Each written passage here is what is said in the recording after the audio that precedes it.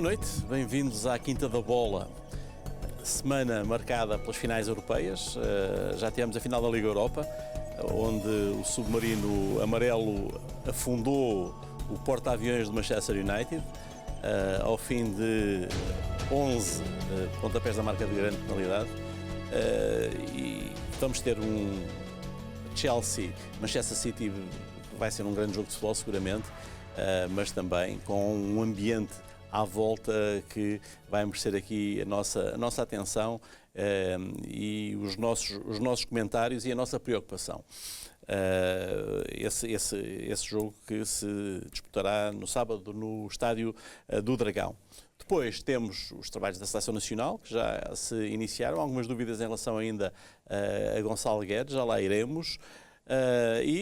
O mercado a mexer, o mercado de treinadores está muito agitado. As saídas de Zinedine Zidane do Real Madrid e de António Conte do Inter mexeram muito com o mercado e depois isto normalmente funciona como o efeito dominó. Há uma pedra que cai e depois provoca uma reação em cadeia.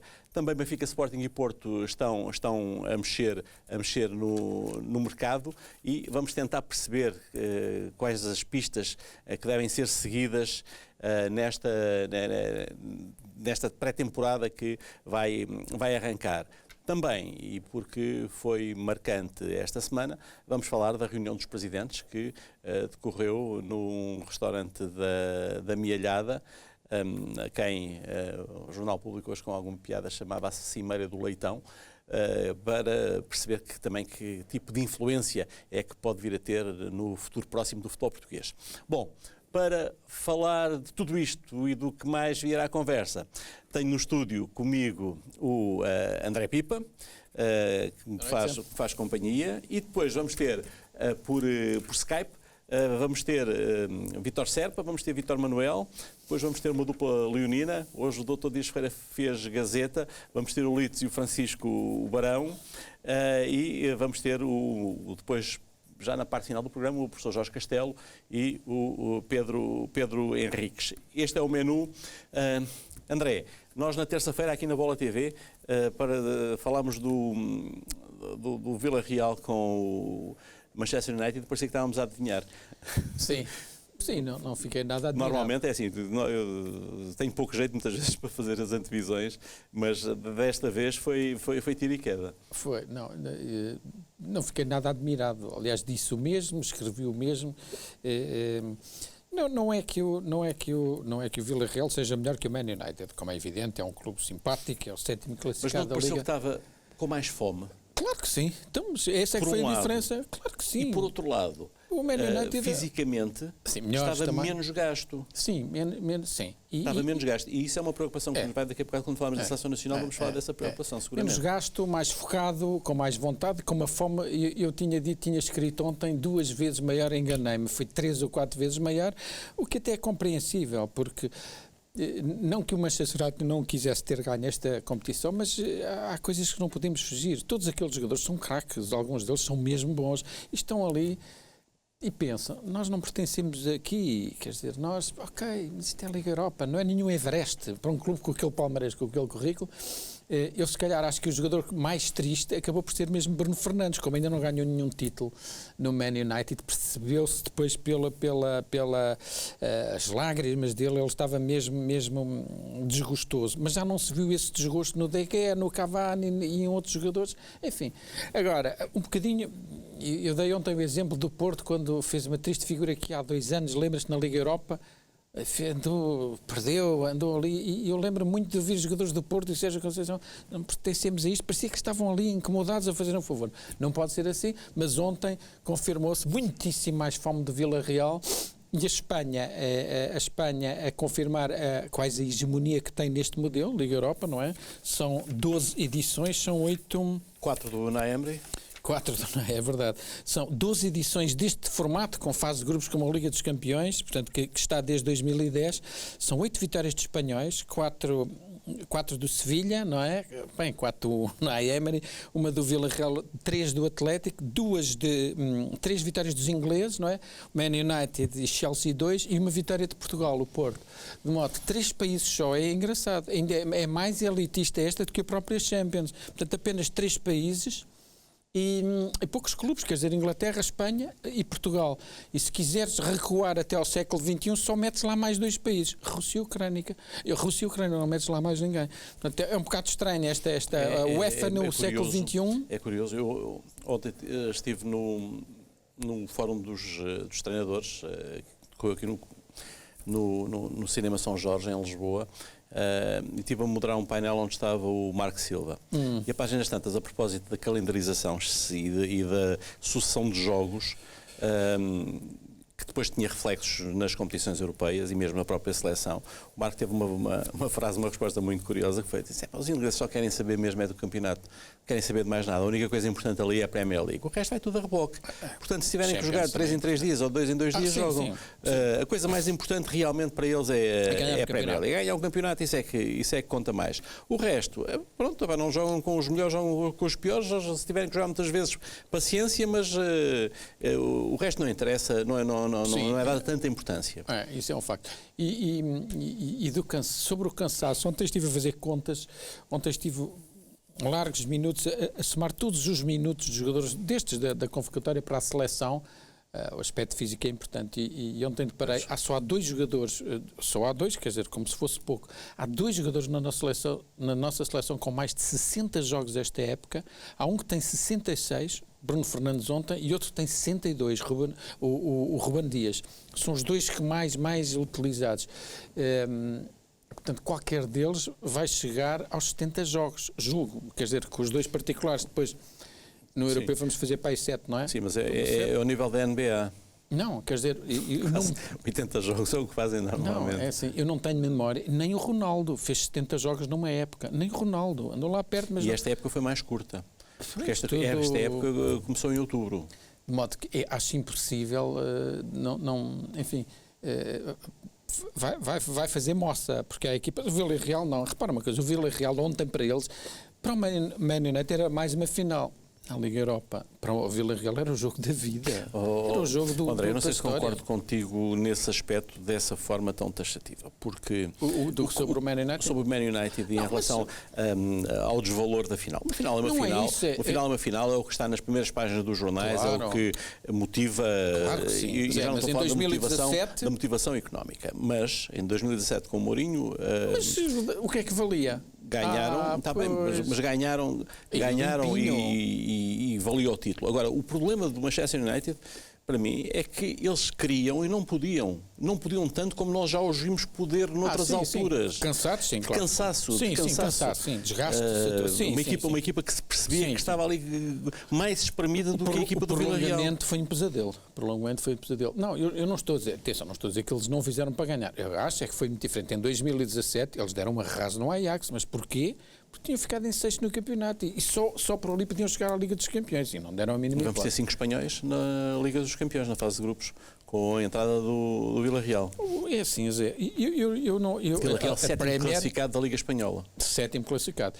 A Premier é o melhor campeonato, não há a mínima dúvida. Por muito forte que seja o futebol espanhol, diz-me se alguma vez, diz-me quantas equipas, se a Espanha conseguiria neste momento, em 3 anos, meter 4 finalistas diferentes na Liga dos Campeões.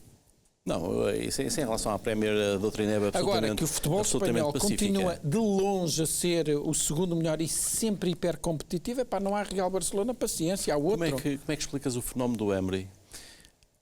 Não é fácil de explicar. O Emery é bom, mas em França teve escolheu mal os clubes. O Arsenal escolheu mal, o PSG não. No PSG esteve à beira daquilo que poderia... Foi o Unai Emery que levou os 6-1, aqueles 6-1... Sim. Mas esse ano... Bem, ganhou 4-0, perdeu 6-1. No Arsenal acho que foi um erro mesmo. Treinar o Arsenal com aquela equipa e com aquela mentalidade, não há ninguém que resista. Agora, os espanhóis recuperaram este ano treinadores de qualidade que andavam já... O Unai Emery foi um, o Manuel Pellegrini foi outro. e ficou à frente, inclusivamente, do Villarreal. O Betis acabou por fazer uma belíssima temporada com um treinador conceituado e eles fizeram essa aposta. Tem uma aposta muito consistente no Rolando Lopetegui em Sevilha. E que fez bom trabalho. E agora, sabendo nós que o Simeone continuará de pedra e cal no Atlético de Madrid, o Zidane já saiu, e o Koeman, creio que também vai ter as malas à porta. Acabam por ser os dois clubes maiores, os dois maiores clubes de Espanha, que estão mais volúveis e mais fragilizados em relação a treinadores. O Simeone, deixa-me brincar, continuará sempre de pedra, pelo menos, que ele é do Paleolítico. É do Paleolítico, mas ali peço desculpa, ele com os títulos que já ganhou do Paleolítico superior. Agora, não sei se tens algum comentário a fazer esta coisa, e tenho de seguir isto com o Barcelona, realmente. Agora está-me a dar uma branca. Como é que se chama este novo presidente? Juan Laporta. O Laporta. Este novo velho esta presidente. Conversa com o Koeman foi uma coisa extraordinária. Basicamente, a reunião é assim: Ronaldo, enquanto eu quero arranjar melhor do que tu, faz fazer o favor de esperar enquanto eu não conseguir o que quero. Como é que possível, não é? Eu pensei que aquilo fosse melhorar, mas afinal... E depois ao Real Madrid, sem treinador, ao Barcelona... O Alegre, já segundo a imprensa italiana, sim, mas o Alegre vai para as Juventus. Para as Juventus? Os italianos estavam a dar por fechado, eles também já deram o Sérgio por fechado no Nápoles, mas estavam a dar por fechado o Alegre na Juventus, ao Conte. E ao Inter, não é? Que é um grande treinador. É uma bola perdida, é um belíssimo treinador, não é? Conte é um grande treinador. E não sei se o Man United vai continuar, com todo o respeito pelo simpático Ole, mas não parece, quer dizer, o Man United tem que comprar defesas e tem que trocar treinador, senão não vai longe. Percebe-se que a equipa é boa, tem bons jogadores, mas é um fosso ainda enorme. Um Liverpool normal, e espero que para onde seja, e contra este sítio, eles não têm hipótese, o lugar deles é o terceiro ou quarto, não? E mesmo este Chelsea, atenção. Enfim, vamos ver o que dará e vamos ver se o Sérgio entra ou não neste jogo, mas segundo as notícias assim mais ele vai mesmo continuar no Porto. Mas vamos aguardar. Ele esteve, segundo os italianos, já chegaram a ter conferência de imprensa marcada, depois houve ali alguma coisa que fez andar para trás. Sabes o que é que fez andar para trás? Foi o que aconteceu no domingo. O Nápoles não irá. O Sérgio é ambicioso. O Sérgio quer continuar na Liga dos Campeões. Percebe-se, é assim. E eu acho que qualquer treinador ambicioso e que já tenha dado provas nessa competição, aquilo é viciante, quer dizer, E ele com o Nápoles, que é um clube formidável, não é melhor do que o Porto, claro que não é, mas é um clube de uma grande cidade, é um clube com muita... já falaste isso uma vez, tem povo, é um clube de massas, não é? De massas, já vi jogos no São Paulo, aquilo é um cidade social muito grande. Tudo. Mas, ok, podíamos dizer, está bem, mas não vai para os clubes mais fortes, a responsabilidade não é tão grande. Mas, primeiro, não me parece que ele tenha medo das responsabilidades. E segundo, eu acho que foi um soco no estômago, porque toda a gente esperava que o Nápoles fosse à Liga dos Campeões. Quem estava na dúvida era entre o Milan e a Juventus, não é? Até bastava ver o calendário. E eu acho que o Sérgio isso sentiu muito. Foi um soco. Ele contava com os Champions e... Aliás, foi a grande surpresa do campeonato italiano, foi mesmo o empate da Verona, o empate do Verona em Nápoles na última jornada. Foi um soco, porque estou convencido que se o Nápoles tivesse ficado no lugar que era suposto, um dos 4 primeiros, o Sérgio se calhar tinha ido, porque é um clube, aliás, tem algumas características parecidas com o Porto. Agora, mas ao Inter, não é? O Sérgio também jogou no Inter. Ao Inter, quer dizer, não seria uma boa hipótese, mas o Porto está a tentar tudo e eu acho que está a tentar bem. Acho que já fala-se em números interessantes, não é? 20 milhões, duas épocas 20 milhões brutos, mas acho que todos já passámos um bocadinho a fase de questionar o pagamentos a treinadores, porque realmente o Sérgio, caramba, foi a salvação. Foi a salvação financeira do Porto nos últimos 4 anos. E se calhar até haveria alguma justiça poética ele poder finalmente ter alguns dos meios que os rivais tiveram, ou sobretudo o Benfica nestes últimos anos, e ele não teve. Não sei se o Porto, acho que o Porto está mais desafogado, se calhar vai investir um bocadinho mais. Também era justo, que ele tem feito quase milagres com meios. Eu tenho algumas dúvidas em relação aos investimentos, porque o Porto tem que pagar muita coisa e deixou atrasar o empréstimo obrigacionista e nesta fase em que estamos, à saída ainda dentro, mas já à saída da pandemia, as receitas dos últimos 2 anos foram muito cortadas e não me parece que haja grande fôlego e grande capacidade para muita coisa. Grande margem para investir, mas ele com certeza também sabe isso. E uma das razões que ele estava um bocadinho desgastado ou saturado era isso. Um bocadinho cansado de ganhar e fazer melhor, não ter as mesmas armas que os rivais, isso eu percebo. Portanto, se ele vai ficar... O Inter seria um bom clube para o Sérgio. Claro que sim. Mas o Inter quer o Sérgio, a questão é essa. Claro que sim, seria um bom clube. Outros clubes. Conhecem-no, ele conhece o clube, tem boa imagem no clube e tem jogadores. E assim, não há treinador, por melhor que seja, que chegue ao topo se não tiver jogadores. Isso está por inventar. Mas é possível sempre melhorá-los e criar dinâmicas e se calhar um treinador italiano é o principal exemplo de tudo isso, que chama-se Claudio Ranieri, na época do Leicester, que conseguiu potenciar. Ele tinha jogadores, tinha o Marré, tinha o Verdi, tinha o Schmeichel, tinha muita gente interessante, mas fez deles jogadores muito melhores e naquele ano, isto é curioso, porque eles naquele ano acreditaram que era possível. Claro que sim. E chegaram lá. Claro que sim. Mas se o Porto conseguir ficar com o Sérgio Conceição, é já uma novidade. Nunca nenhum treinador do Porto, pelo menos na era Pinta Costa e na era do futebol profissional a sério, esteve 5 anos. O único que esteve foi, ainda não éramos nascidos, felizmente, o Miguel Cisca, Mihaly Cisca, nos anos 27 a 32. Sim. Não, 32 a 37. Cisca que era guarda-redes. O Cisca que era guarda-redes. E depois há uma coisa também, o Porto evitava uma coisa que lhe podia, eu não acho que podia ser fatal, porque o Porto é por natureza um clube muito competitivo, mas tinha que voltar outra vez a recomeçar do zero, com o treinador, tinha que ser outra coisa. Se continuar com a gente tem uma certeza de uma coisa, é que o Porto vai continuar a ser hiper competitivo e atenção, e é uma má notícia para o Sporting, que é o campeão em título e que julgo eu quererá defender o título para o ano. O Sporting não vai ter as facilidades de calendário que teve este ano e vai ser muito mais castigado.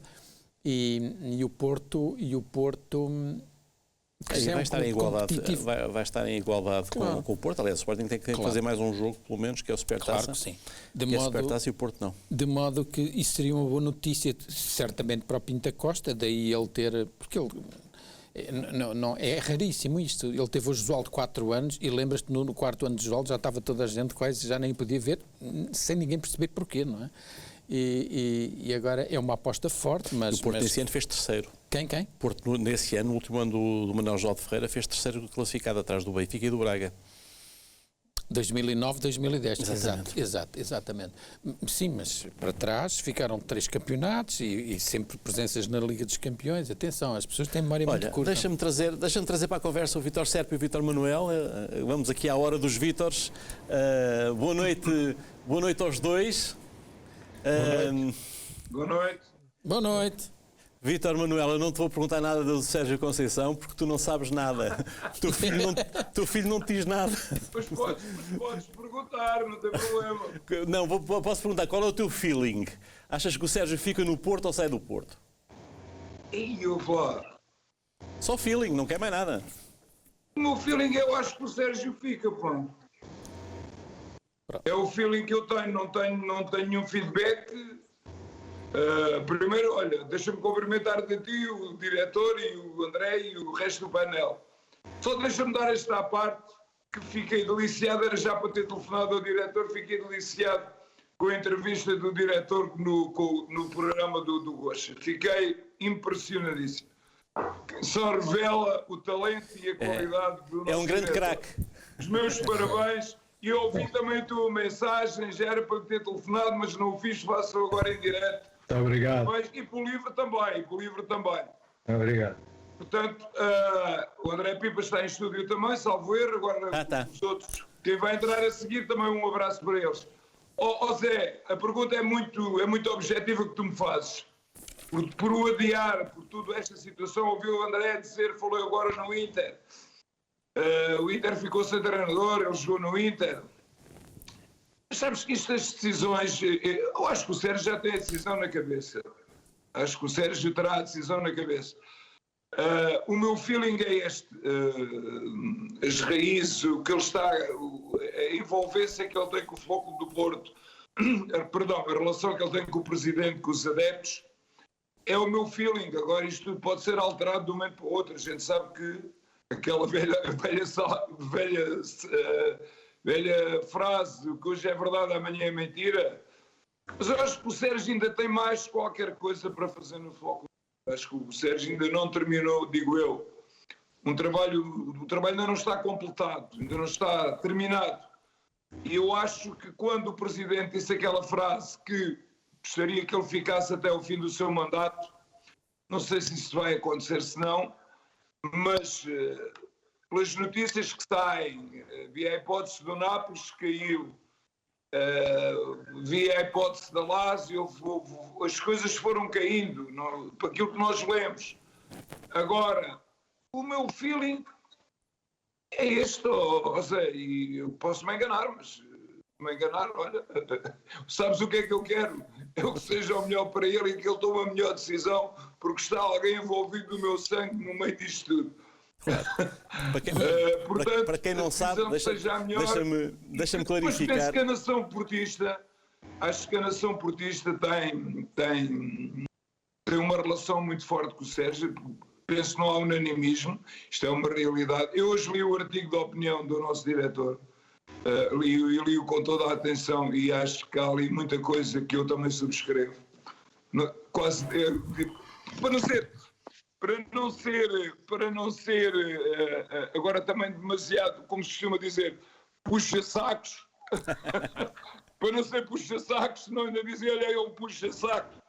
Não vou dizer que esteja em acordo na totalidade, mas o principal, aquilo que é o principal daquilo que eu li, acho que o Porto precisa ainda do Sérgio Conceição. Acho que as duas partes estão muito ligadas e há ali uma simbiose muito forte.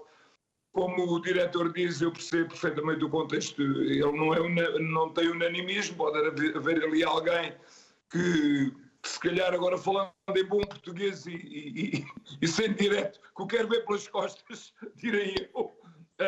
Mas sabes que quem manda nisto tudo chama-se Presidente Pinto Costa. E doa a quem doer, a decisão que Pinto Costa tomar terá que ser aceita por toda a gente e, portanto, isso é do Sérgio. Se for ele, que é aquilo que eu penso que é o meu feeling. Agora, se não for, olha, o Porto terá que arranjar um novo treinador e faz parte de uns ciclos, mas há qualquer coisa que me diz, as estrelas, qualquer coisa que eu... O alinhamento cósmico. Parece-me que me palpita. Deixa-me aqui dizer... as coisas vão chegar a bom termo, digo eu. Deixa-me dizer que quando o Vítor Manuel estava a referir que havia uma ligação de sangue à equipa técnica do Sérgio Conceição, o Vítor Manuel é pai do treinador adjunto do Sérgio Conceição e do Futebol Clube do Porto, Vítor Bruno. Portanto, eu tenho sempre esse cuidado de nunca fazer perguntas diretas em relação a isto. Deixo sempre o Vítor Manuel dizer aquilo que entende até onde é que pode ir, sem mais nenhuma pressão. E o Vítor Manuel nisto é como é nas outras coisas, é frontal, é aberto, é o Vítor Manuel, não é? Zé, eu agradeço imenso que tu faças esse reparo, porque de facto às vezes podem pensar que há aqui algum... Não tem nada, zero. Não sei de nada, sinceramente, até para o meu filho estar sempre à vontade, eu nem lhe faço perguntas sobre isto, não lhe faço, porque acho que não quero condicionar nada. Acho que ele tem que ter a sua liberdade de pensamento e de não estar, porque depois, como tu sabes, infelizmente, o futebol, depois fazes muitas ligações daquele, com outro e não sei o quê, e eu não quero que isso seja um problema, porque aquilo que eu penso é aquilo que eu te estou a dizer, é aquilo que eu penso, mas com toda a verdade.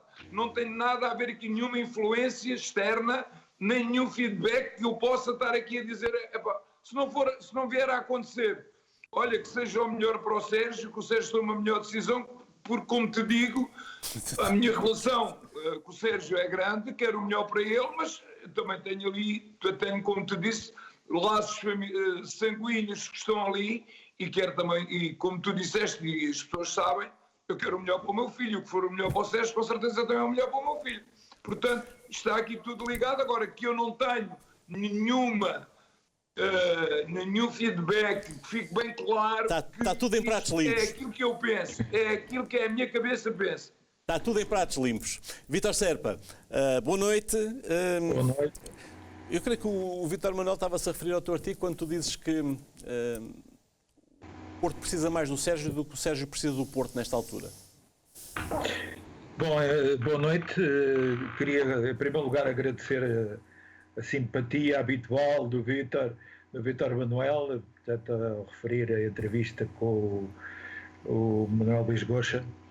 Ele é um grande profissional, é um grande comunicador, portanto, é fácil de conversar com ele e realmente eu senti-me muito bem, portanto, naquela conversa.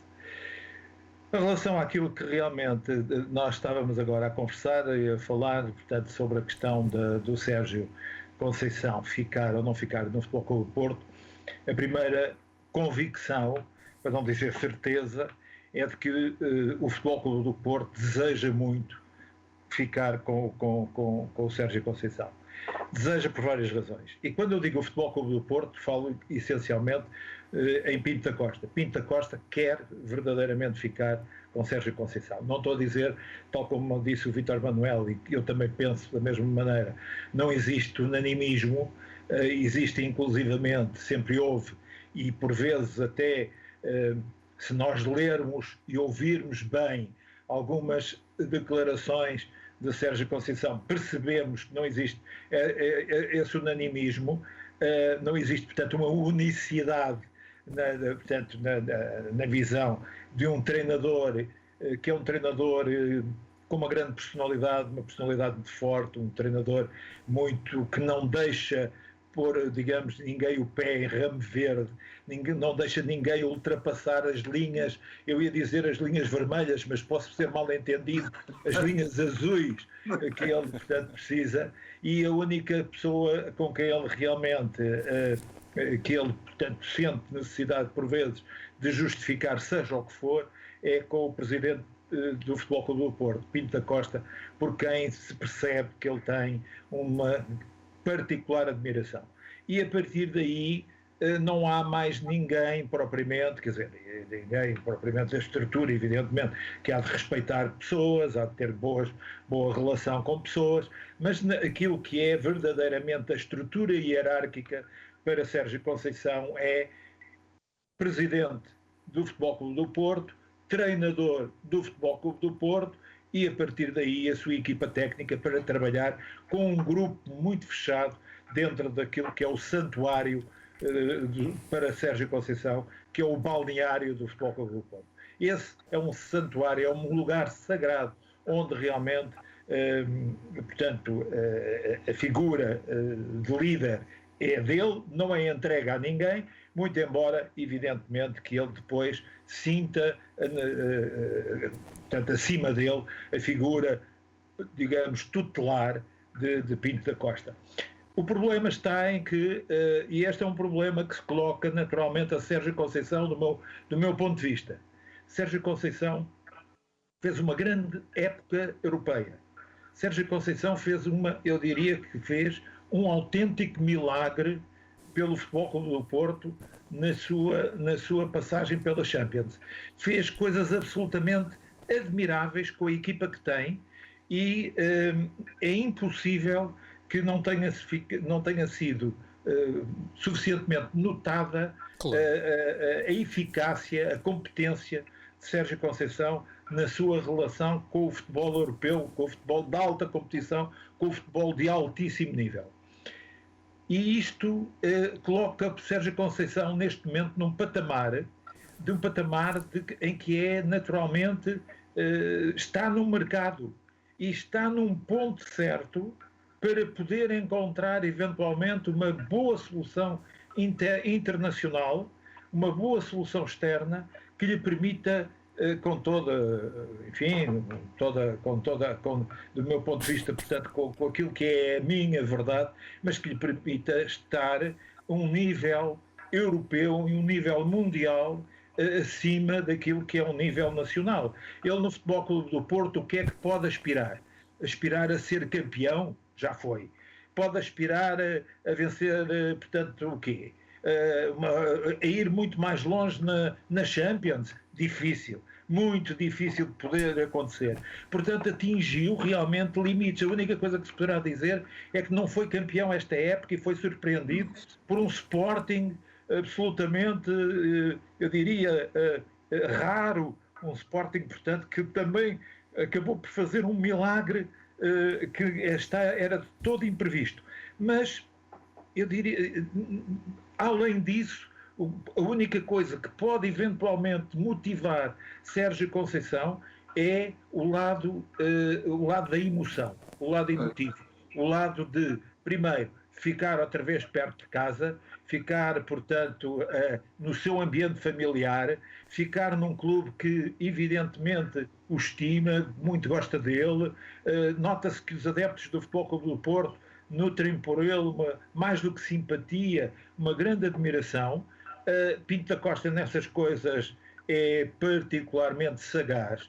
Ele sabe realmente aquilo que verdadeiramente os esportistas desejam para o Futebol Clube do Porto. Diretor, e onde lhe pode tocar no coração? É verdade. Sim, portanto, o Sérgio é muito emotivo, conforme se sabe, é tão emotivo por vezes que até, portanto, se nota por aquilo que ele diz, por aquilo que afirma, pela forma como reage, às vezes até intempestivamente, de uma forma, portanto, que leva depois a esta acumulação, inclusivamente de castigos e tudo isso. Que é o lado negativo, que é o lado que o chateia, é o lado que às vezes pode fazer a dizer, estou um bocado farto disto, gostava de ir embora nesse aspecto, mas há o outro lado realmente que lhe toca ao coração, e eu penso que há na figura de Pinto da Costa, para Sérgio Conceição, quase uma figura patriarcal.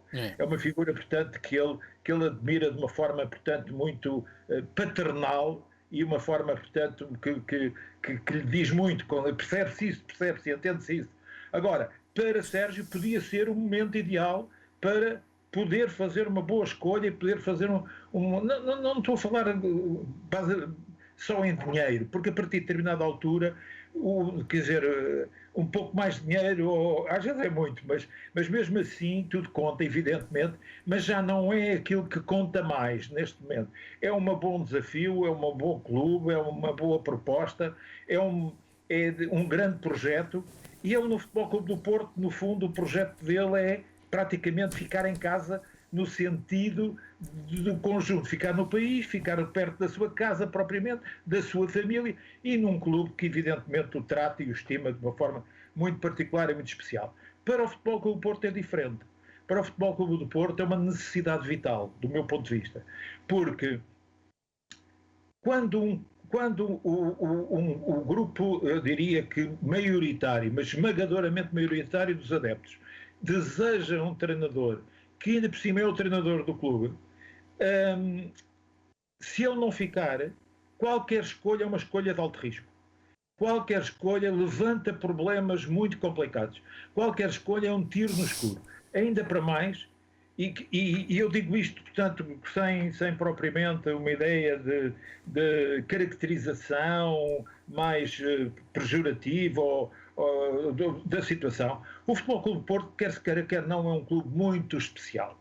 E é um clube muito especial em Portugal, agora quanto mais na Europa e no mundo.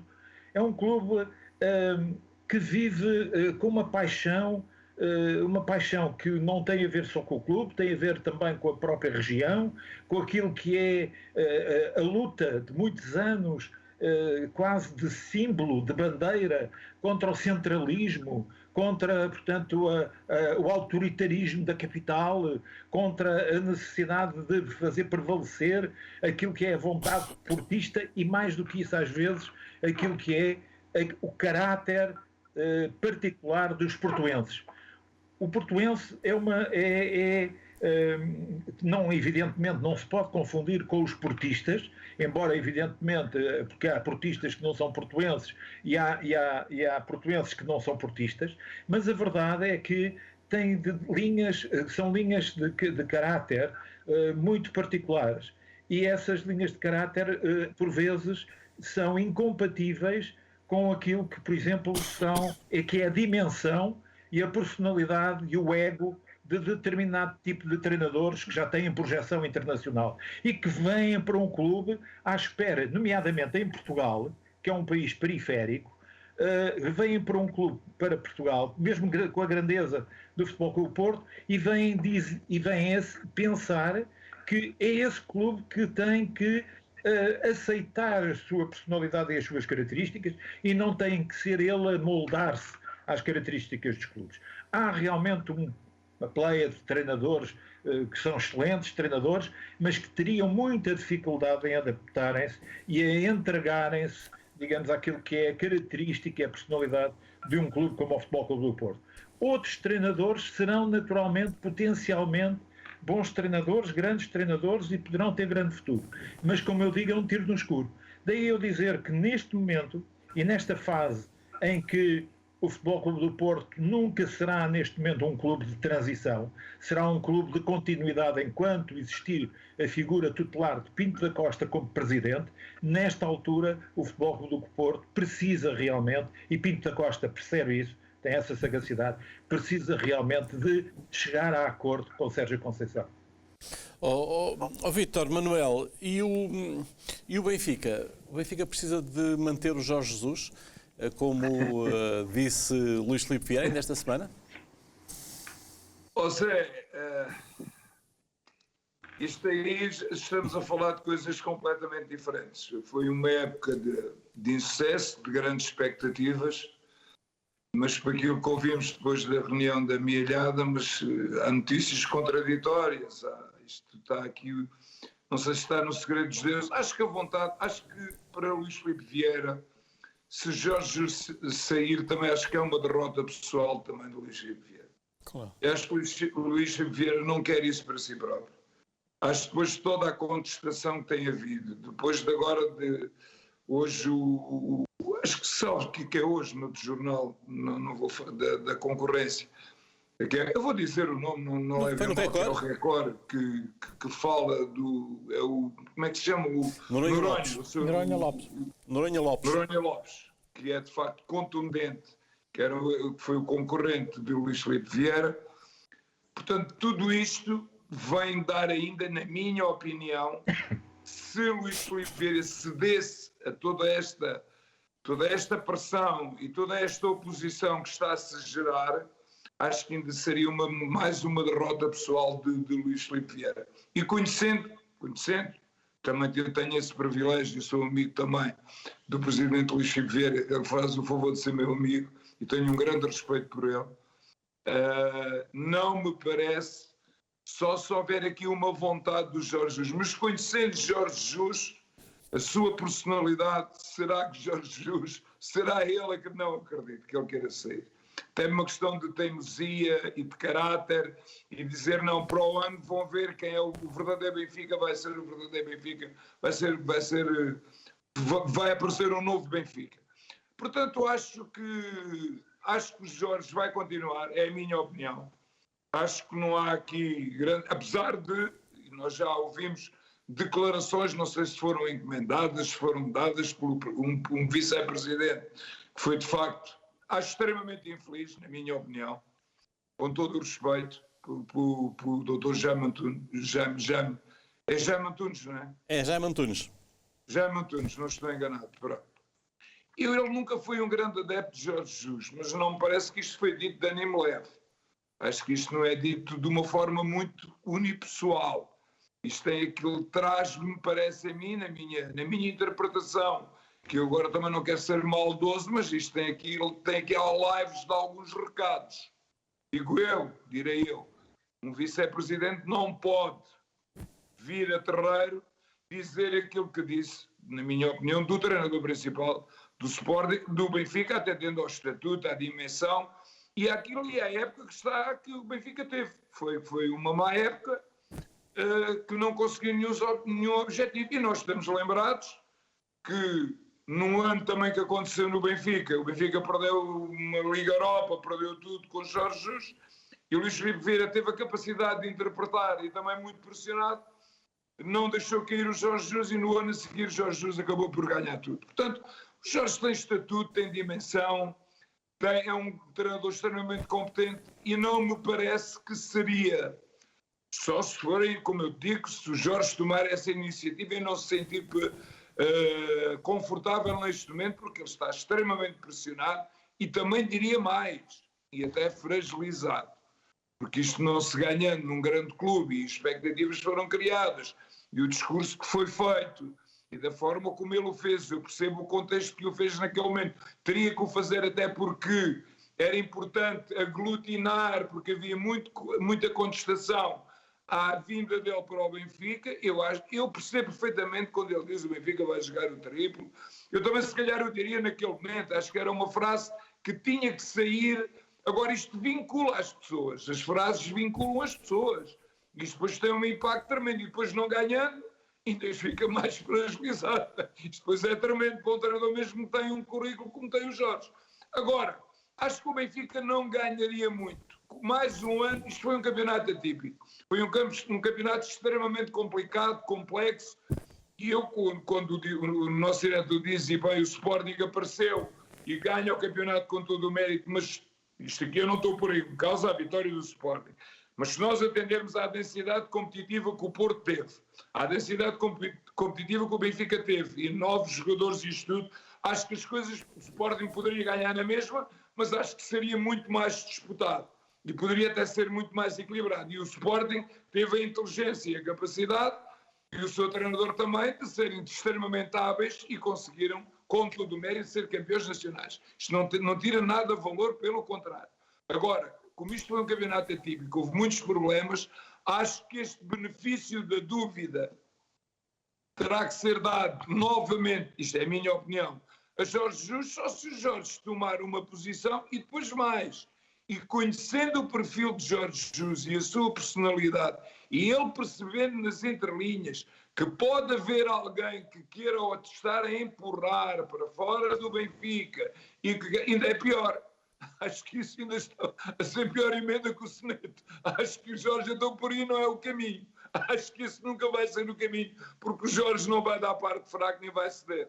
Portanto, acho que a expressão que o Presidente teve agora aqui nesta reunião vai ser, ele vai continuar, mas isto, meu querido Zé, eu continuo sempre com isto. A gente vê tanta coisa no futebol, já vimos tanta coisa, tantas controvérsias, tantas coisas que nós hoje dizemos, mas como é que é possível isto ter acontecido? Aconteceu porque é futebol, mas não creio que isso seja um cenário que neste momento pode estar em cima da mesa, pode haver alguém, como também dissemos, que com certeza que o Jorge, dentro da estrutura, deve ter aqui com certeza, tem muita gente que não quer a continuidade dele, mas como o diretor disse, quem manda é Luís Filipe Vieira. É o patriarca, é que manda e vai tomar a decisão contra tudo e contra todos. Lá dá aquela expressão que eu não gosto muito de usar, acho que é uma expressão já muito gasta e desgastada, contra tudo e contra todos. Acho que não é por aí esse caminho. É uma questão de convicção. E sabendo que o projeto pode ser um projeto diferente, com certeza que o Benfica vai ter que, se calhar, fazer alterações, vai ter que vender, vai ter que comprar. E dentro disto, acho que o Jorge também, este orgulho que ele tem e como sabemos que o Jorge é um homem de ideias fixas, às vezes demasiado. Nós, os treinadores, eu não queria, agora estou-me a desviar um bocadinho à conversa. Nós temos ideias, mas às vezes também temos que as mudar, porque às vezes somos demasiado teimosos e às vezes esse não é o caminho. E às vezes temos a ideia de que este tem que ser o meu modelo, eu não saio deste modelo, não saio deste princípio, e é por aqui, às vezes somos apanhados na curva e isto corre mal. Nós também temos que ter a noção e a capacidade de análise, porque eu estou a falar até mesmo ao próprio jogo. Temos que, se calhar, alterar muitos conceitos daquilo que é o nosso pensamento e desviar-nos um bocadinho, porque só os teimosos ganham muitas vezes, mas também... Isto também exageradamente também não pode ser. Portanto, não podemos ser demasiado exagerados, haver alguma flexibilidade. E temos que nos resumir lembrar... e concluir, e estou-me a alongar. Eu estou perfeitamente convencido, é a minha opinião, que Jorge Jesus é o futuro, vai continuar como treinador do Benfica. E nós não nos podemos esquecer que para haver uma teima tem que haver dois. Ninguém consegue ser teimoso sozinho. Mas há uma coisa que eu quero dizer, Zé. Eu tive um presidente, não vou dizer o nome, que uma vez me disse a mim, que eu nunca mais me esqueço, que é uma frase que me vai ficar para o resto da vida: um negócio para ser bom tem que ser bom para ambas as partes. Pois, isso aí parece para ser bom. Vítor Serpa, e o que é que te parece do negócio da mielhada? Acho que creio que foi o público com muita piada que Estás-me a chamou... arranjar aqui o 31. Não, Vítor Serpa. Não, eu sei, mas eu como falei negócio, não me metas. Não, negócio da mielhada, o público chamou-lhe a Cimeira do Leitão, com muita piada. É desta que os clubes se entendem, ou não resistem a um penalti? E a propósito, hoje já o diretor de comunicação do Sporting fez questão de lembrar que o Porto teve mais penaltis do que o Benfica, o Braga e o Sporting juntos ao longo da época, isto no dia a seguir à reunião. Portanto, nem sequer foi preciso ninguém cair dentro da área para haver já aqui uma clivagem entre clubes. Zé Manuel, a Bola traz um artigo notável do Henrique Monteiro, que é muito interessante e é muito Estava útil. a pensar nisso. Em primeiro lugar, é importante dizer que esta ideia de... eu percebo que os presidentes se queiram juntar na mielhada, comer um leitão, não sei se em mesas separadas, porque, portanto, não podem ficar todos os presidentes, portanto, são demasiados para ficarem todos na mesma mesa dentro destes tempos de algum confinamento. Mas, se houve um caso, o diretor já sabe. Como? Já sabe que houve um caso positivo nessa reunião. Se? Há um caso positivo nessa reunião, que era o diretor do Rio Ave, estava infectado. Pois, e portanto... Então é uma pessoa que não positivo, veja bem. Sim. Não, mas o cerne da questão é que quando nós, hoje em dia, estamos a falar basicamente, são 11 pontos de reivindicação. É um por cada jogador em campo. 11 pontos de reivindicação. Vai desde, portanto, a natureza dos impostos, à natureza, portanto, da fiscalidade, portanto, vários aspectos da fiscalidade, à natureza, portanto, dos direitos televisivos, da negociação coletiva, e depois, que já foram tratados inclusivamente com o Primeiro-Ministro, onde estiveram os presidentes dos principais clubes, onde esteve o Presidente da Federação Portuguesa de Futebol, e onde isso foi tratado ao mais alto nível. E, de repente, voltamos, digamos, àquela que é um género de reunião geral de clubes, um género de RGAs, no tempo, portanto, das universidades, em que, digamos, a democracia popular se reúne para dizer o que é que deseja, o que é que entende e o que é que quer. E, para cúmulo, depois do Primeiro-Ministro de Portugal ter recebido os principais presidentes e o Presidente da Federação, o Secretário de Estado vem dizer que sim, senhor, está disponível para ouvir os presidentes dos clubes. Isto parece realmente surreal. Este país não existe. É uma coisa verdadeiramente inaceitável do ponto de vista da coerência política em relação a qualquer coisa, e neste caso em relação ao futebol. Portanto, eu não consigo entender como é que se pode discutir o que quer que seja sem contar com o Presidente da Federação Portuguesa de Futebol e o Presidente da Liga. Claro. E fazer um género de reuniões almoçadeiras na mielhada. Quer dizer, isto é uma coisa que realmente é terceirmundista. Isto não faz parte, digamos, daquilo que nós pretendemos e desejamos para aquilo que é a chamada indústria do futebol.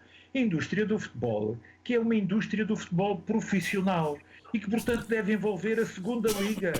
A segunda liga não pode ser um género de coisa do etc. Nós vamos tratar aqui da nossa vida e depois vamos ver se daquelas migalhas que sobram na mesa e aqueles bocadinhos, portanto, da pata do leitão, já na parte da unha, se ainda sobrar alguma coisa, vai depois para a segunda liga. Quer dizer, isto é uma coisa que é inaceitável do ponto de vista daquilo que é uma estrutura profissional, daquilo que se deve desejar para, digamos, a estrutura da indústria de um futebol que se quer naturalmente profissional, digno, responsável. Não que, evidentemente que os presidentes têm o direito de se reunir.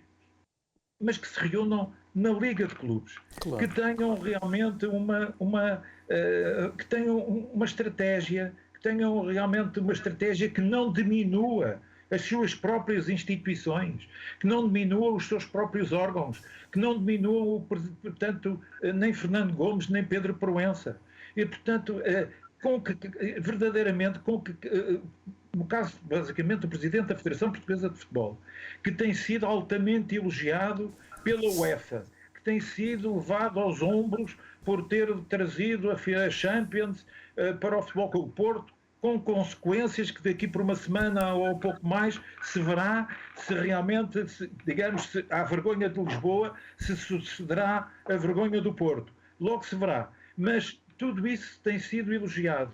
A forma como o futebol português tem sido dirigido ao nível das seleções nacionais, os feitos que tem conseguido e conquistado, a forma como, apesar de tudo, como todas as críticas que se possam fazer, mas como se tem empenhado o Presidente da Liga no apoio, na luta pelos clubes. Aquilo que já se avançou em áreas como, e eu penso que esse é o ponto nevrálgico, em áreas como a discussão dos direitos televisivos.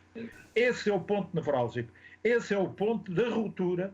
Esse é o ponto que faz os principais clubes juntarem-se e dizerem que vamos voltar, digamos aqui, a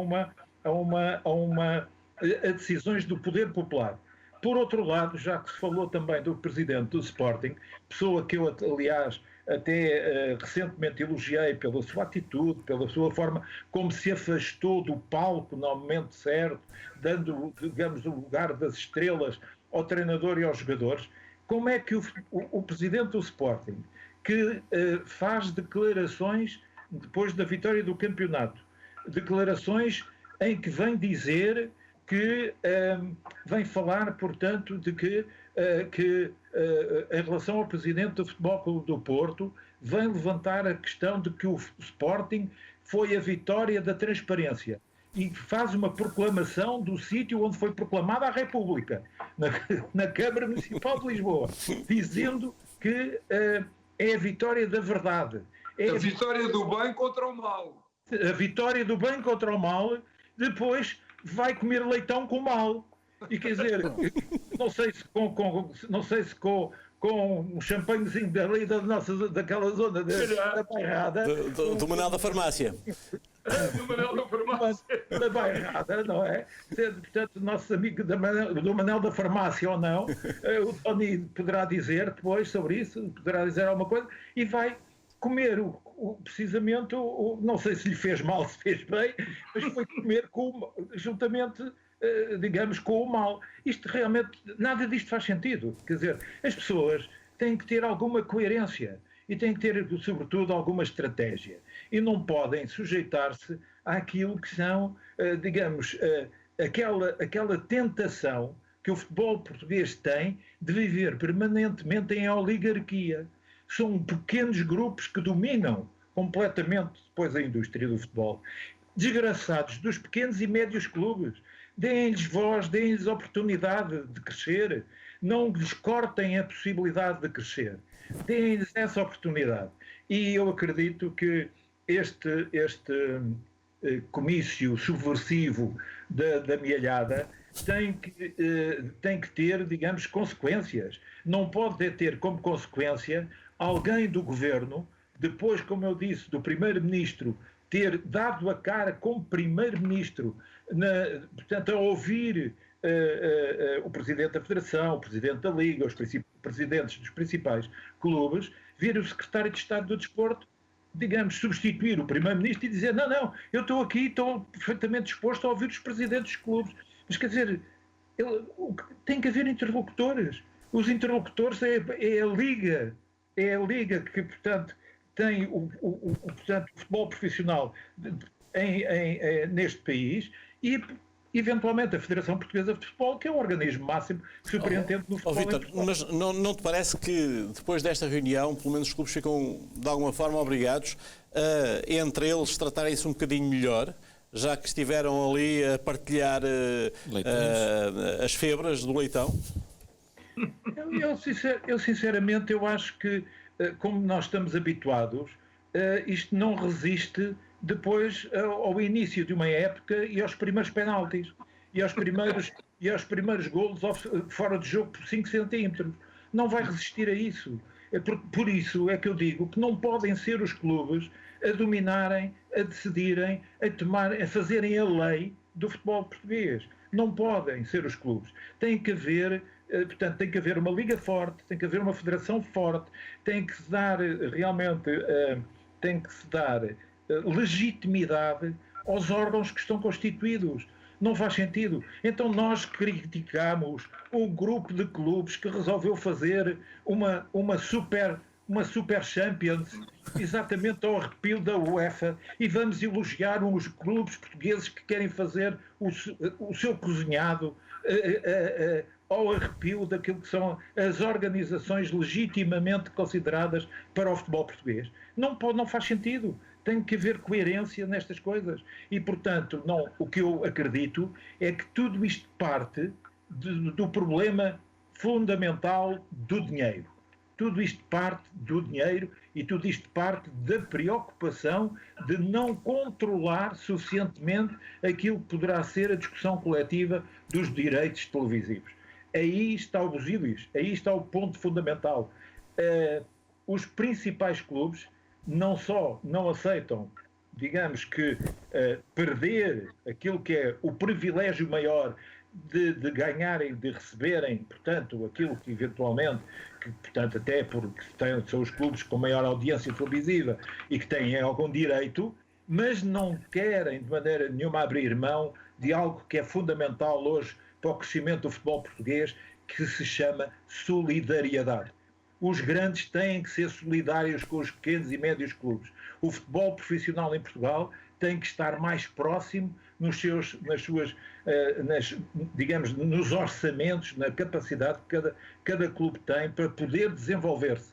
É necessário criar condições para que o futebol português se desenvolva, não no sentido de separar cada vez mais os grandes clubes dos médios e dos pequenos, mas no sentido de os aproximar. É evidente que para um grande clube é confortável saber que tem a Champions praticamente no bolso, porque digamos que há 3 clubes em Portugal que têm um orçamento que é completamente diferente de todos os outros. E, portanto, esse privilégio, que é um privilégio que, do meu ponto de vista, não pode continuar com esta diferença. Não quer dizer que, evidentemente, que os grandes vão ser sempre os maiores e vão ter sempre, em princípio, mais condições e mais meios, mas que tenham também, têm que abrir mão daquilo que são os seus privilégios, eu diria já seculares, que lhes permitem ser, digamos, mandar completamente no futebol português. O futebol português tem que ter outro nível de estrutura que não passe por este tipo de no final de cada época, ou se reúnem na Mialhada, ou se reúnem em Fátima, ou se reúnem em qualquer restaurante, que é muito à portuguesa, não é? Nós decidimos tudo em restaurantes e normalmente... Aliás, desde os tempos de Canal Caveira. Pois, estava a pensar nisso. As grandes decisões deste país são feitas em restaurantes. De maneira que, e não são feitas nos lugares próprios. Não são feitas, por exemplo, neste caso do futebol português, na Federação Portuguesa de Futebol, na Liga de Clubes, onde a Liga de Clubes deve tratar da área e da questão profissional. E deve representar, juntamente com, eventualmente, com presidentes, eu admito isso perfeitamente, deve ter uma representatividade orgânica para poder discutir os problemas do futebol. Agora, porquê é que isso não acontece? Não acontece porque os grandes clubes querem ter a garantia de controlar os direitos televisivos. Querem ter a garantia de continuarem a ter muito, mas muito mais dinheiro do que os pequenos e os médios clubes. Olha, deixa-me aqui para a reta final da vossa intervenção, já vai longa e profícua. Vítor Manuel, Manchester City ou Chelsea, quem é que vai ser rei no Dragão? Sim, eu acho que vai ser o Manchester City, por aquilo que me parece, e olhando para aquilo que é o momento das duas equipes, acho que o Chelsea agora parece-me que caiu um bocadinho, mas uma final é sempre uma final. Acho que o Guardiola precisa, entre aspas, não precisa de nada, precisa de um título europeu no Manchester City. Eu acho que o Manchester City tem argumentos em termos de qualidade de jogo que lhe permite, e por acaso eu acho extraordinário que há dias havia uma discussão sobre a história dos pontas de lança, porque é que o ponta de lança A, B ou C, e se nós recordarmos, e vai acontecer no Estádio do Dragão, eu não tenho dúvidas absolutamente nenhumas que o Manchester City joga em 4-6-0. Quando eu digo 4-6-0, joga sem Agüero, sem brasileiro, joga só com 4 vezes e 6 médios. E 2 homens do De Bruyne e o Bernardo Silva na frente, pois aquilo é um turbilhão de movimentações que aquilo é terrível para a defesa adversária. Agora, 2 equipes inglesas, mas parece-me a mim que este Manchester City tem outros argumentos de qualidade de jogo e tem intérpretes, na minha opinião, individuais, que de um momento para o outro são mais desequilibradores e acho que é uma equipe, eu diria, é apaixonante ver o seu futebol. O City é uma equipe o Chelsea é muito intensa, é muito agressiva, é uma equipe muitas vezes até se calhar com um futebol mais direto.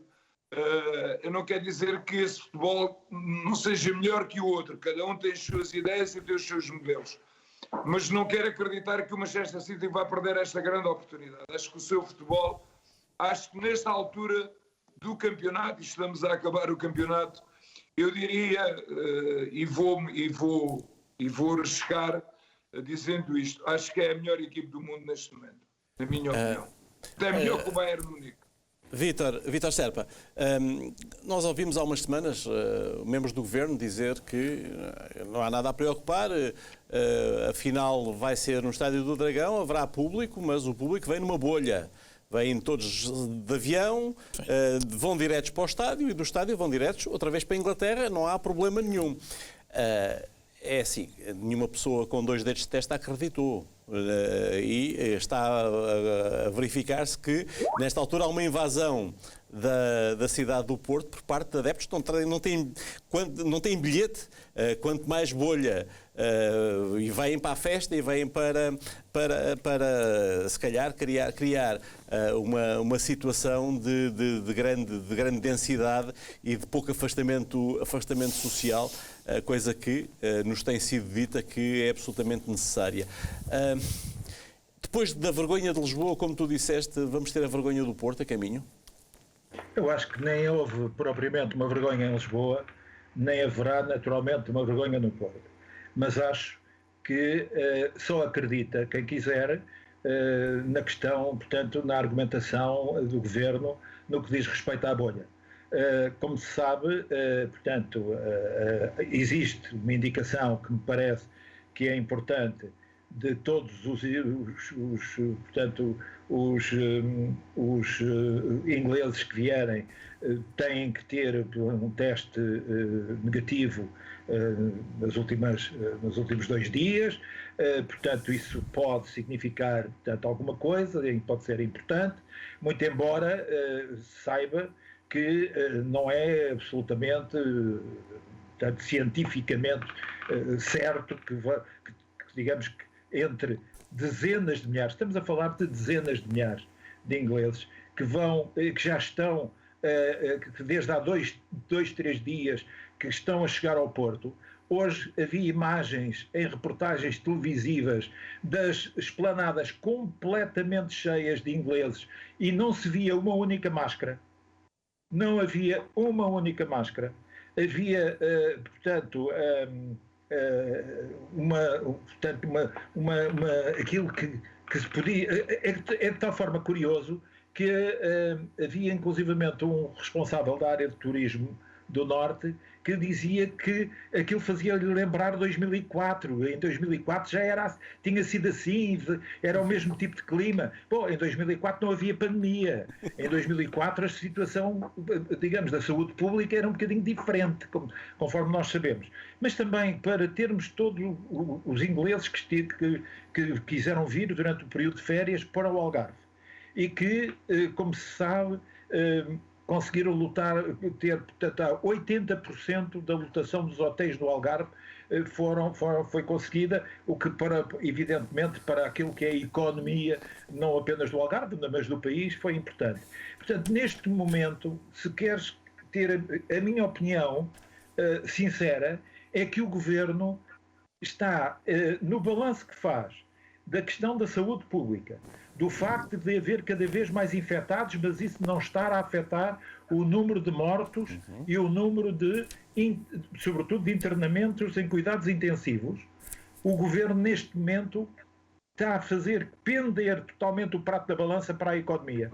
E ao pender para a economia, entra de novo numa situação de incoerência política total. Porque não faz sentido, então, não ter havido público na final da Taça de Portugal e estarem quase 20 mil espectadores no Dragão. Porquê? Porque os ingleses comportam-se melhor no futebol do que os portugueses na final da Taça. Eu neste caso, até digo que pena foi para tantos e tantos bracarenses que podiam ter assistido ao vivo na uma vitória histórica da sua equipa e que acabaram por ter que ir ver única e exclusivamente pela televisão. E, no entanto, podem entrar quase 20 mil espectadores no Estádio do Dragão porque são ingleses. Isto é uma coisa que não faz qualquer tipo de sentido. Poder-se-ia dizer, bom, mas os ingleses que vêm com um teste negativo. Mas porquê é que não exigiram um teste negativo ao eventual público que viesse à final da Taça de Portugal? Porquê é que não exigiram? Porquê é que não o fizeram? Porquê é que não, se isso é possível fazer hoje em grandes espetáculos em toda a parte da Europa, porquê é que não é possível fazer em Portugal? Porque este nível de incoerência leva a desacreditar, porque não é mais grave, de certeza, ter 5 mil pessoas nas ruas do Bairro Alto ao fim de semana à noite, do que ter, por exemplo, 10 mil pessoas no estádio de Coimbra. Portanto, isso não é de certeza mais grave. Não há cientista algum que me venha convencer o contrário. Olha, a mim também não, e de qualquer forma, a única coisa que escusavam era de nos tomar por parvos com a teoria da bolha e com as outras teorias todas, que nós percebemos que são mesmo só para tirar poeira para os olhos, não servem para mais nada, num contexto em que acaba por prevalecer a lucidez do Presidente da República, que vai sugerindo que alterem os critérios, já que o número de mortes está a baixar, hoje não houve nenhuma fatalidade, já que a pressão sobre o sistema hospitalar é reduzida, então alterem-se os critérios. Agora, não nos tomem por parvos e não venham com argumentações que não têm ponta para onde se pegue. Bom, dito tudo isto, agradeço aos dois a vossa presença, foi uma longa presença, foi fantástico ter-vos aqui esta noite. Bom fim de semana, nós vemos na próxima quinta-feira. Bom fim de semana. André. Bom fim de semana e um abraço. Um abraço, Vítor. Demos aqui uma grande volta pelo futebol português e pelo futebol internacional. E chegámos ao Manchester City com o Chelsea. Duas equipas do mesmo campeonato que se expressam através de linguagens futebolísticas diametralmente opostas. Sim, sim. O City deve ser neste momento a equipa mais sofisticada do mundo, não é? Tem futebol que não se vê mais de nenhum lado. Viu-se nas equipas que o Pep treinou. Embora seja diferente, e o futebol inglês é diferente do futebol alemão. A equipa mais parecida com uma equipa do Pep foi o Nápoles do Sarri. Sim, talvez sim. Nápoles do Sarri, sim. Sim, os princípios são os mesmos. Esta é uma equipa já feita, uma equipa muito feita, que estou convencido que tem esta oportunidade única de ganhar a Liga dos Campeões num ano em que os habituais favoritos, o Real, o Barcelona, o Bayern, o Liverpool, não estiveram bem, e eu acho que o City tem uma oportunidade realmente única mesmo de ganhar o título europeu, e e conseguir justificar os mais de 1.000 milhões de euros que já investiu neste objetivo nos últimos bem, só no consulado do Pep, que vai para a quinta época. Mas acho que sim, o Vítor teve piada naquilo do 4-6-0, é mesmo isso, 4-6-0. Se a equipa que jogar for a normal, Ederson, Walker, Stones, Ruben e Cancelo, e depois, consoante as posições, sei é que deve ser Bernardo, Fernandinho, Gundogan, Mahrez, De Bruyne e o Foden. Depois, a pressão em que eles jogam, isso é uma coisa muito relativa. É o que estiver lá. Mas isto é um passo à frente do futebol total. Mas acaba por ser, nós já tivemos a oportunidade de falar nisto aqui várias vezes e é muito curioso, porque o Pep Guardiola é herdeiro do futebol total. Sim, Porque ele é herdeiro, o pai espiritual dele no futebol foi o Johan Cruyff, que teve como pai espiritual o Rinus Michels. Portanto, o Pep faz aqui uma evolução do futebol total da Holanda dos anos 70. Depois temos, portanto, acho que partem ligeiramente favoritos, embora seja contra um adversário que os conheça bem, que é um adversário poderoso, atenção, potente, é uma equipa muito cínica, parece inglês em certos aspectos, alemã noutros, tem um belíssimo treinador e tem jogadores muito acostumados a estes jogos, a esta... Achas que era demasiada ironia que os dois treinadores despedidos do PSG, um ganhasse a Liga Europa e o outro ganhasse a Champions? Mas é assim, há uma possibilidade. Enquanto que o Pochettino é falado para o Real Madrid pela imprensa espanhola hoje. O Pochettino? Como tem existência, sim. Mas, ele tem o perfil, sim, tem perfil. O Real Madrid quer cavalheiros, mas o Pochettino falta-lhe, não chega só a ser cavalheiro, falta-lhe o resto. Agora, em relação ao Thomas Tuchel, vamos lá ver, em termos de clubes, o City é um pigmeu ao pé do Chelsea, em termos em termos europeus, que o Chelsea, se ganhar esta no sábado, fica com 2 Champions, 2 taças das taças e 2 Ligas Europa. Portanto, nada de confusões. O City tem uma taça das taças, coisa que vale. Portanto, esta é a grande chance do City. Para o Chelsea será só mais uma final e se ganhar será mais um título dos muitos que conseguiu já na era Abramovich. Atenção, este foi o primeiro, não é? O primeiro oligarca, ou pelo menos o mais famoso a tomar conta de equipas europeias, e tem feito um percurso, temos que reconhecer, excepcional, não só em termos de triunfos domésticos, muito proporcionado pelo Mourinho. Foi o Mourinho que fez nascer o grande Chelsea, mas a partir daí passaram lá vários treinadores, todos ganharam, o Ancelotti, o Benítez, o Conte. Portanto, que é uma equipa realmente muito poderosa, muito forte, mas eu acho que o City tem melhor futebol. Evidente que para nós portugueses gostaríamos mais que o City ganhasse. Obviamente estão lá 3 excelentes jogadores portugueses. Tem piadas avançados que irem começar do banco, não deixa de ter graça. Quer dizer, o Gabriel Justo, que eu não acho que seja um grande avançado, é bom, mas não acho. O Sterling é um jogador magnífico, que o Agüero pura e simplesmente não conta, tem uma relação um pouco estranha, e aqui acho que é um pouco, sempre achei uma certa hipocrisia nesta relação do Guardiola com o Agüero, que o elogia a torto e direito, mas pô-lo a jogar está quieto. Mas enfim, vai ser um belo jogo. Acho que o City vai ganhar, mas direi que não ficarei muito admirado, nem acho que será nenhum escândalo se o Chelsea ganhar a final. O Chelsea tem mais experiência, tem mais traqueios do que o próprio City nestas andanças. Atenção, este Chelsea, há 2 anos, o esqueleto desta equipa ganhou uma Liga Europa de uma maneira infernal, não sei se lembras deste jogo. O Chelsea do Sarri, precisamente, não é? Passou por cima do Arsenal e, portanto, chegou a uma final europeia como quem...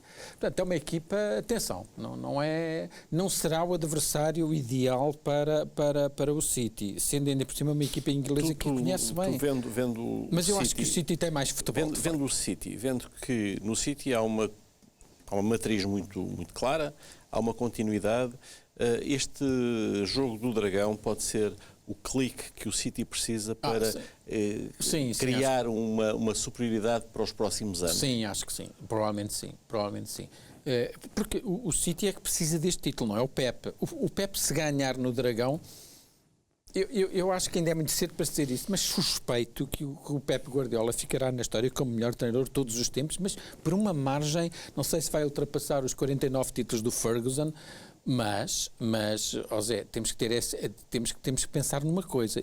O Pep tem 50 anos, fez 50 anos agora. O Pep tem 12 anos de carreira. tem 31 títulos. E 31 títulos a sério. Em países a sério e em ligas a sério.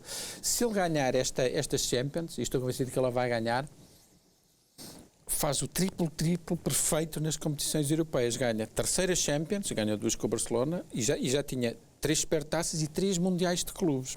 Ou seja, faz 9 títulos em 9 finais e ultrapassa definitivamente os 2 treinadores mais titulados da história em termos de competições internacionais, que são o Alex Ferguson, que tem 8, e o Carlo Ancelotti, que tem 8. Só que o Pep faz isto. Esta é a 12ª época do Pep. E se ganhar esta final, ganha 9 em 9 finais. O Ferguson e o Ancelotti, como sabes, perderam finais.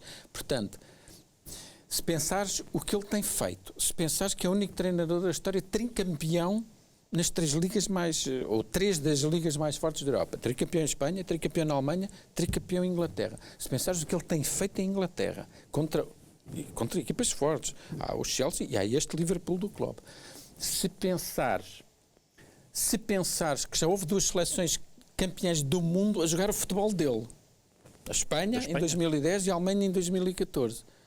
Muito sinceramente, embora eu não seja um treinador perfeito, tem algumas coisas de hipocrisia, porque é sempre o cavalheiro máximo, mas às vezes faz coisas que não é bem de cavalheiro. Mas, enfim, curioso que estás a lembrar isso, porque em 2014 eu tive a oportunidade de, numa parte do Mundial, andar com a seleção da Alemanha, que estava num resort fantástico em Porto Seguro, e fiz essa pergunta ao Lame, que respondeu muito naturalmente. É evidente que sim, é evidente que nós temos uma maneira de jogar no Bayern, aqui estamos a maioria, e muito do que a seleção alemã faz é replicar o que nós fazemos no Bayern, que está obviamente influenciado pelo Guardiola.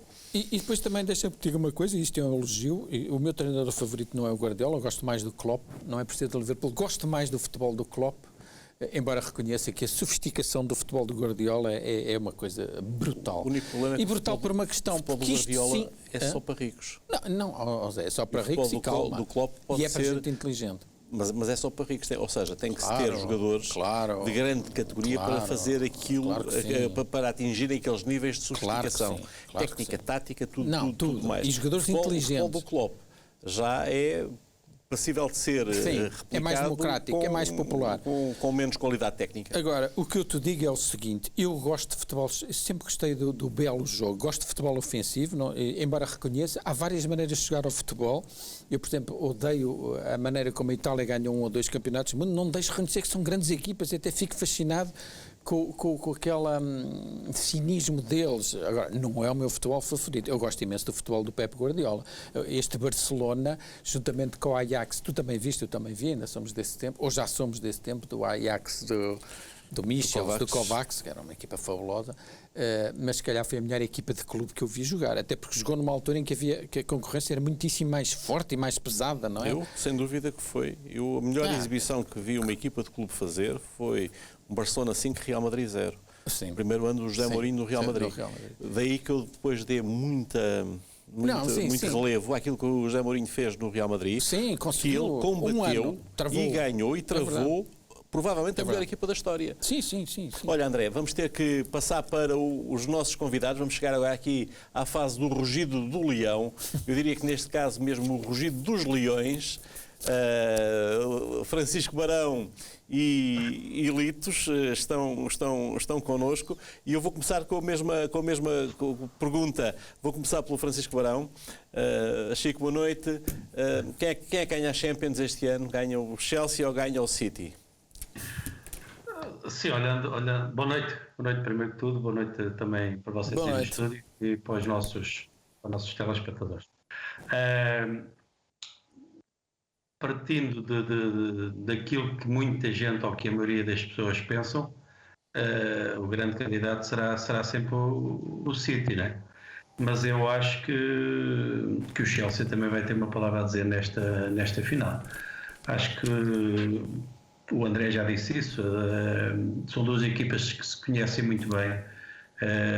Poderá aqui aparecer, se calhar, alguma inovação da parte do Guardiola, até pelo seu modelo de jogo, pela sua forma que a equipa tem de jogar e ocupar alguns espaços. Jogadores que normalmente não ocupam muito esses espaços. mas são duas equipas que conhecem muito bem, são duas equipas que sabem muito uma sobre a outra. Antevejo uma final muito equilibrada, uma final muito, espero que seja pelo menos isso, muito bem jogada, com futebol de ataque das duas equipas. É a panagem também das equipas inglesas jogarem dessa forma. Portanto, entendo e espero que se vá surgir um jogo de poder ofensivo bastante grande, tanto de uma como de outra equipa, um jogo equilibrado, e que se calhar, com alguma surpresa, na minha opinião, aparecer um Chelsea que pode derrotar nesta fase, pode derrotar o Manchester. Litos, boa noite. Tu és um guardiolista? Gostas do tiki-taka? Boa noite. Há quem não gosta, A todos. Eu ia falar um pouco em relação a isso, ia perguntar-vos a vocês se achavam que eu podia fazer uma perninha nestas equipas de Guardiola, não é? Jogavas. Tu jogavas no Ajax do Cruyff, jogavas no Barcelona do Guardiola. Isso não te faltava. E se precisasse de um guarda-costas para jogar atrás de ti e para impor respeito e para te dar espaço, tinhas o Chico para entrar em campo. Não, mas sabem que foi das situações que muitas das vezes nós no Sporting, nas épocas em que jogávamos e que tínhamos muita gente da formação também, e depois também, anteriormente, com esta malta toda, com o Chico e com aquela rapaziada toda de grandes craques, nós tentávamos, ainda não existia o tic-tac do Guardiola, mas nós também tentávamos fazer o nosso futebol de pé para pé, que é aquilo que era ligar muito o nosso jogo, sem haver muitas perdas de bola. Tentávamos sempre incutir essa forma de jogar também, pela qualidade que existia também no Sporting. Mas falar em relação a estas formas de jogar, que são duas formas de jogar completamente diferentes, e é verdade que este Guardiola no Barça já foi uma fase em que o futebol já não estava tão aberto, já existia menos espaço para se jogar, e mesmo assim o Guardiola conseguiu implementar esta forma de jogar e com muito sucesso. Acho que no Bayern não teve tanto sucesso, não digo sucesso, mas pelo menos não conseguiu incutir tanto a sua forma de jogar, porque são outras mentalidades, e depois, ao fim de algum tempo, consegue que o City jogue da forma como ele gosta. Agora tem pela frente um Chelsea que joga de uma maneira diferente, uma equipa que também gosta de jogar muito em transição. Nós percebemos que este City, pela quantidade de unidades que coloca no seu processo ofensivo e coloca muita gente no meio campo defensivo adversário, tenta rapidamente, quando perde a bola, ou recuperá-la ou matar a jogada. E matar a jogada é fazer uma falta. Porque se não o conseguir, vai ter, se calhar, sérios problemas com aquilo que são os jogadores da frente de ataque do Chelsea, que chegam rapidamente à baliza adversária. Agora, percebemos, o André falava um bocadinho isso, uma equipa com mais experiência a estas finais, o Chelsea, em relação ao City, mas não tenho qualquer dúvida que este City tem todas as condições, pela forma como joga, para o controle do jogo que tem sobre os adversários, tem mais probabilidade de ganhar. Mas também é verdade, tanto quanto eu ouvi, já foram 2 derrotas que o City teve em confrontos com o Chelsea esta época. Sim. Por isso são 2 grandes equipas, com formas diferentes de jogar, como disse há pouco, mas acho que não consigo. Gostaria que fosse o City, por aquilo que é a nossa rapaziada portuguesa, mas não consigo ter uma aposta muito forte em quem vai ser o vencedor. Olha, virando a agulha para o Sporting, tem sido noticiado o interesse de vários clubes em 3 jogadores do Sporting, aqueles que estão na seleção. O Nuno Mendes, o João Palhinha e o Pedro Gonçalves. Chico, era um tiro no porta-aviões, eram 3 tiros no porta-aviões se estes jogadores... Eu estava a pensar nisso, Zé. Estes jogadores saíssem. Eram 3 tiros. 3 tiros. Terríveis, pá. Afundava o porta-aviões. Olha, eu tenho uma opinião diferente em relação a isso dos 3 tiros no porta-aviões. Primeiro, há que reconhecer aquilo que nós somos, ou que os nossos clubes são em Portugal. São, acima de tudo, fazedores de jogadores para vender, ou para equilibrarem as contas de uma época. Portanto, não acredito que não haja vontade também do Sporting que alguns destes jogadores saiam, e nomeadamente estes 3, que se calhar serão os mais rentáveis também em termos financeiros, em termos daquilo que o Sporting procura nesta fase. Todos os anos nós assistimos a isto. O Porto há 2 anos foi campeão, saíram uma série de jogadores vendidos para fora. O Benfica, quando valoriza os seus jogadores, quando é campeão, também sai. E o Sporting também não podia falhar, não podia faltar também uma situação dessas, até porque acho que mesmo alguns nomes que se têm falado, que possíveis vindas para o Sporting, é já a pensar com certeza que na saída de alguns jogadores. E quando nós pensamos na saída de jogadores de uma equipa que foi campeã, com esta juventude toda ainda por cima, porque para o Sporting é muito melhor, para o Sporting ou para qualquer outro clube, é muito melhor vender um jogador com 20, 21, 22, 25, do que vender um jogador com 28 ou 29 anos. Portanto, para os outros clubes que compram, é muito mais apetecível ter um jovem. E esta equipa de Sporting demonstrou este ano esse potencial, tanto do Nuno, como do Palhinha, como do próprio Pedro. Portanto, são jogadores que fizeram um campeonato muito grande. Esta ida também à seleção também os valorizou bastante. Portanto, é natural, eu não acredito que sejam 3 tiros no porta-aviões. São saídas de jogadores importantes, sem dúvida nenhuma, mas tenho quase a certeza que é quase uma obrigação que isso aconteça. Pelo menos 2 ou 3 de jogadores que saiam, e até poderão aparecer outros, porque o Sporting também terá que ir buscar jogadores. Já tem alguns jogadores, até pelo menos as notícias trazem-nos essas ideias, alguns jogadores sobre o seu olhar e sobre o interesse do Sporting. Portanto, é também a mudança também de alguns jogadores de plantel. O que eu penso que é essencial e que é importantíssimo, já o disse, vou tornar a referir, é que quem venha traga qualidade, porque aquilo que se tem assistido, ou que se assistia ultimamente, era que muitos jogadores chegavam ao Sporting sem terem qualidade para serem titulares no Sporting, muito mais ainda este ano que o Sporting vai entrar numa Liga dos Campeões.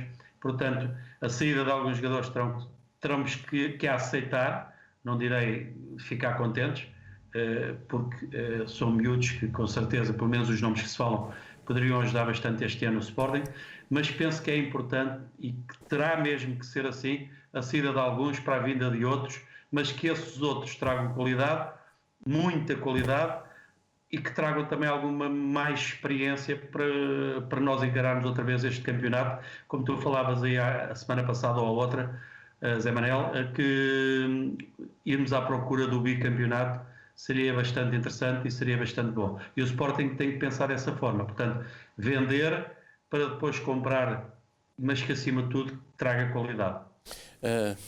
Litos, há a possibilidade de Gonçalo Guedes não ficar na seleção, ele está infectado com Covid-19, na Federação ainda não há uma decisão sobre se esperam pelo Gonçalo Guedes ou se o dispensam e chamam mais alguém.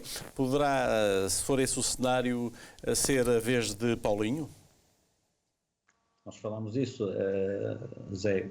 Eu acho que é o jogador que está mais próximo, até porque já foi internacional, já fez golos também pela seleção, que está mais próximo, até porque e não pode ser avaliado só por aquilo que foi o trabalho no Sporting, que foi muito válido, independentemente de ter feito poucos golos, mas foi muito válido por aquilo que foi a importância que teve na forma de jogar da equipa do Sporting e por ter sido campeão. Mas é porque é um jogador com características que se calhar que não existe nestes 26. Em relação à ponta de lança, tens Ronaldo, que pode jogar nessa posição, e acreditamos nós que vai ser essa a posição que vai jogar mais vezes. O André Silva, que é um jogador que procura muito mais a profundidade, que é um jogador de muito trabalho, E acho que o Paulinho traz essa qualidade, o tal jogador que é referência no ataque, que combina muito bem com os seus colegas, que segura muito bem a bola e que é muito inteligente a jogar. Eu não estou a dizer que os outros não são, mas são características diferentes. Até porque já tinha falado nessa possibilidade a semana passada, dele poder ser chamado. Se acontecer esta mudança, eu acredito que provavelmente o Fernando Santos até vai ficar com o Gonçalo Guedes, porque vai continuar a trabalhar, vai continuar a treinar, porque é importante também para aquilo que eu acho que venha a ser a forma de jogar da Seleção Nacional, principalmente contra a Alemanha, contra a França, e vai necessitar destes jogadores que sejam muito fortes em termos de velocidade, porque é provável que Portugal possa jogar mais recuado, com um bloco mais baixo e aproveitando mais as transições. Até pode acontecer o contrário, mas pronto, somos nós aqui por aquilo que normalmente Portugal se sente confortável em muitos jogos, é dar essa iniciativa ao adversário e depois aproveitar aquilo que é a velocidade do Cristiano Ronaldo, aquilo que é o Diogo Jota, e neste caso o Gonçalo Guedes também tem estas características, ser um jogador muito forte em transição, e que era importante manter-se. Agora percebemos que não sei, agora já são 10, são 15 dias, são 10 de quarentena, mas naturalmente que ele vai continuar a trabalhar, não juntamente com o grupo de trabalho, mas é um jogador que está plenamente identificado com aquilo que é a forma de jogar do selecionador, e se tiver que estar este tempo a treinar à parte, vai com certeza depois aparecer bem, mas naturalmente que se não acontecer, ficaria contente que o Paulinho fosse chamado, não só por aquilo que fez no Sport, mas também com aquilo que tinha conseguido na outra meia época ao serviço do Braga, e é isso que tem que ser. Sim. Muito obrigado aos dois. Foi um prazer, bom fim de semana. Nós vemos na próxima quinta-feira. Um abraço. Boa noite a todos. Um abraço. André, o Paulinho seria a escolha natural para o caso do Gonçalo Guedes vir a ser dispensado? Eu vou mais longe. Eu acho que o Paulinho, é evidente que cada treinador tem cada um de nós há um selecionador, e todos os selecionadores têm jogadores fetiche e um núcleo duro que não dispensam, mas pareceu-me se a ausência aqui injusta nos 26, repito, 26, não 23 neste lote, é do Paulinho, que parece-me, pelo que ele vale, pelo que ele mostrou automaticamente na seleção assim que teve chance, e sobretudo não podemos fugir a isso também.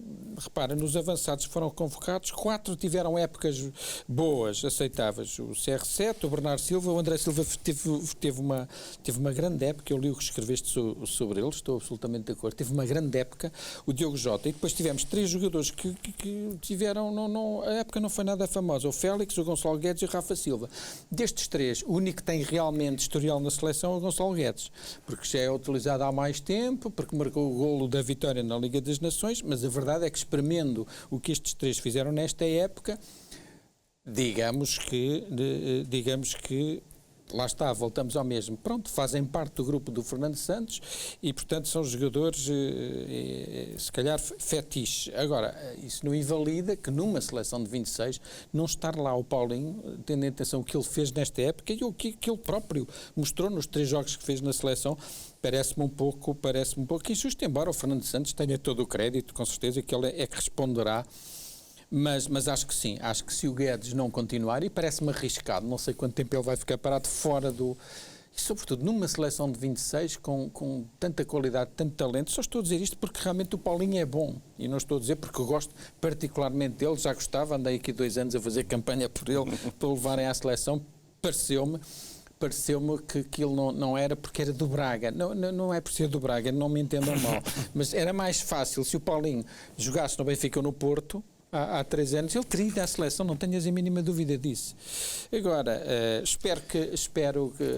não espero obviamente que o Guedes, espero que o Guedes recupere, mas se realmente na Federação chegarem à conclusão que é um risco muito grande, que são 10 dias ou mais, e é paragem, isto e aquilo, o jogador que deve ser convocado, julgo eu faz todo o sentido que seja. Deixa-me trazer para a conversa hoje o nosso derradeiro painel, formado pelo professor Jorge Castelo e pelo Pedro Henriques. Boa noite aos dois. Boa noite. Vou começar, é assim, Jorge, hoje vamos ter aqui um tema que me parece interessante em relação à arbitragem, mas não é só um tema para árbitros, é um tema para pessoas do futebol, e eu também estou muito curioso em relação à tua opinião. E a questão é a seguinte: em Espanha foi anunciado hoje que haverá alterações ao critério de nomeação de vídeo-árbitro. Vão criar e vão aprofundar a especialização dos vídeo-árbitros e haverá 4 vídeo-árbitros que irão realizar 70% dos jogos. Esses vídeo-árbitros serão Iglesias Villanueva, González González, Estrada Fernandes e um mais ainda a anunciar. E isto foi dito pelos principais responsáveis, o Velásquez Carvalho e o Clos Gomes, que são quem superintende isto em Espanha. Pedro, parece-te que esta é uma via correta? Porque eles dizem que, 4 árbitros a fazer 70% dos jogos vão-nos dar aqui garantia de uniformidade de critério. Muito boa noite, obrigado uma vez mais pelo convite, mas deixem-me dizer-te uma coisa, isso é copiar o modelo português.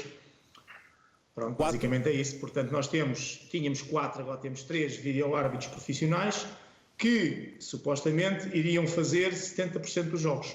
Só que, e portanto isto é uma ideia portuguesa, só que, por razões diversas, aquela questão que estamos sistematicamente a dizer, quem foi árbitro e que eventualmente não tenha tido, enfim, os melhores desempenhos, não significa que possa vir a ser bom vídeo-árbitro. E quando nós vemos, com todo o respeito pelos nomes e pelas pessoas, o Vasco Santos em vídeo-árbitro profissional, Bruno Esteves em vídeo-árbitro profissional, e nos lembramos que nem sempre foram árbitros que colheram, enfim, os melhores louros enquanto árbitros, percebemos que isso depois não iria ser funcional, até porque todos eles têm diversas situações de vídeo-arbitragem que não correram bem. E daí ter havido, digamos, um retroceder no sentido de a ideia inicial de termos 4, é bom recordar que esses 4, inclusive fazia parte do Bruno Paixão, que depois entretanto saiu, tornou-se observador e depois também agora vai abandonar a sua carreira também como observador, opções pessoais, mas de qualquer maneira esse era o modelo, essa era a ideia. Aliás, a ideia em termos mundiais é criar especialização de vídeo-arbitragem. Não vamos dizer que este seja o modelo mais correto, mas indo buscar os ex-árbitros que terminam as carreiras e que estão a experimentar o duplo papel de arbitrar e de vídeo-arbitrar, e depois com esses especialistas ter um leque muito, muito apertado para fazer a grande parte dos jogos. Qual é o objetivo? A uniformização, porque pelo menos, independentemente depois de se gostar ou não se gostar da maneira de intervenção deles, acabamos por ter um critério que é uniforme, porque parte do princípio que eles vão fazer o mesmo, vão ter o mesmo modo de operantes em todos os jogos. A ideia é excelente. Os espanhóis estão a fazer com um patamar, no meu ponto de vista, isto é, sendo uma ideia igual, com um patamar talvez de melhor qualidade naquela que é a aposta dos vídeo-árbitros. Um deles que vai estar, que é um dos que faz parte desse painel, vai estar como principal vídeo-árbitro, que é o Hernández, acho que falaste nesse nome, não é? O Alejandro José Hernández, que é espanhol, obviamente, e que vai estar como vídeo-árbitro na final da Champions agora no próximo sábado, a acompanhar o seu colega, o Laos, que vai arbitrar a final. A ideia é excelente, é esse o caminho. Em Portugal foi essa a ideia inicial, não de agora, nem da época passada, de há 2 épocas. A questão é que essa aposta tem que ser em 4, não há infalíveis, mas 4 que realmente tenham uma grande qualidade para depois também serem aceitos pelo universo. Vou fazer-te uma pergunta incómoda, sem te pedir nomes. Vou-te perguntar, tu achas que nós temos 4 árbitros, 4 vídeo-árbitros capazes de aguentar esta encomenda? Temos, e eu não tenho problema em falar, por exemplo, em 2 nomes, porque, independentemente depois das crises que possam acontecer, é lógico que eles neste momento estão a trilhar um caminho, um deles vai ter um caminho pela frente muito, muito bom como um árbitro, que é o João Pinheiro, é novíssimo, não é? E, portanto, mas neste momento é bom relembrar que o Tiago Martins e o João Pinheiro, um vai estar no Campeonato da Europa e o outro vai estar, por acaso é ao contrário, João Pinheiro no Campeonato da Europa e o Tiago Martins vai estar nos Jogos Olímpicos e não fomos nós que os nomeámos. É bom perceber, porque senão podia haver aquela coisa que diz, não, foi a UEFA, a National Board, que os nomearam. E, portanto, nós temos, no meu ponto de vista, olhando para os árbitros, que neste momento fazem a dupla função, eu vejo, por exemplo, estes 2 nomes, só para dar este exemplo, como 2 possíveis excelentes vídeo-árbitros. Só que ambos são relativamente novos, o João Pinheiro ainda mais, e neste momento a aposta que eles que estão a fazer é como árbitros. Se me disseres que aqueles que lá estão, o próprio Bruno Esteves, o próprio Vasco Santos, por exemplo, E está-me a faltar o Vítor Ferreira, está-me a faltar o terceiro elemento, Ferreira, qualquer coisa Ferreira. Se olharmos para estes nomes, eu diria que estes três, com todo o respeito que tenho por eles, neste momento não oferecem a tal qualidade que eu acho que é importante para se apostar num núcleo muito duro e forte. Agora, nesta geração toda de árbitros, há garantidamente que sim, só que a maior parte deles ainda está a trilhar o caminho como árbitro. Mas esse é o futuro, e o que o Espanha vai fazer é excelente. Jorge, o que é que te parece, tu que és um professor de futebol? Olha, eu diria o seguinte, o VAR tem demonstrado ser um instrumento valioso para aquilo que se considera o respeito pelas leis e as regras do jogo. Mas é um instrumento de alta tecnologia. Nós não podemos dizer que aquilo é uma coisinha fácil. Pelo menos que aquilo que eu tenho visto não é alta tecnologia. E, portanto, nós temos que entender que quem trabalha com alta tecnologia tem que ser altamente especializado. Isso aí, para mim, é claro.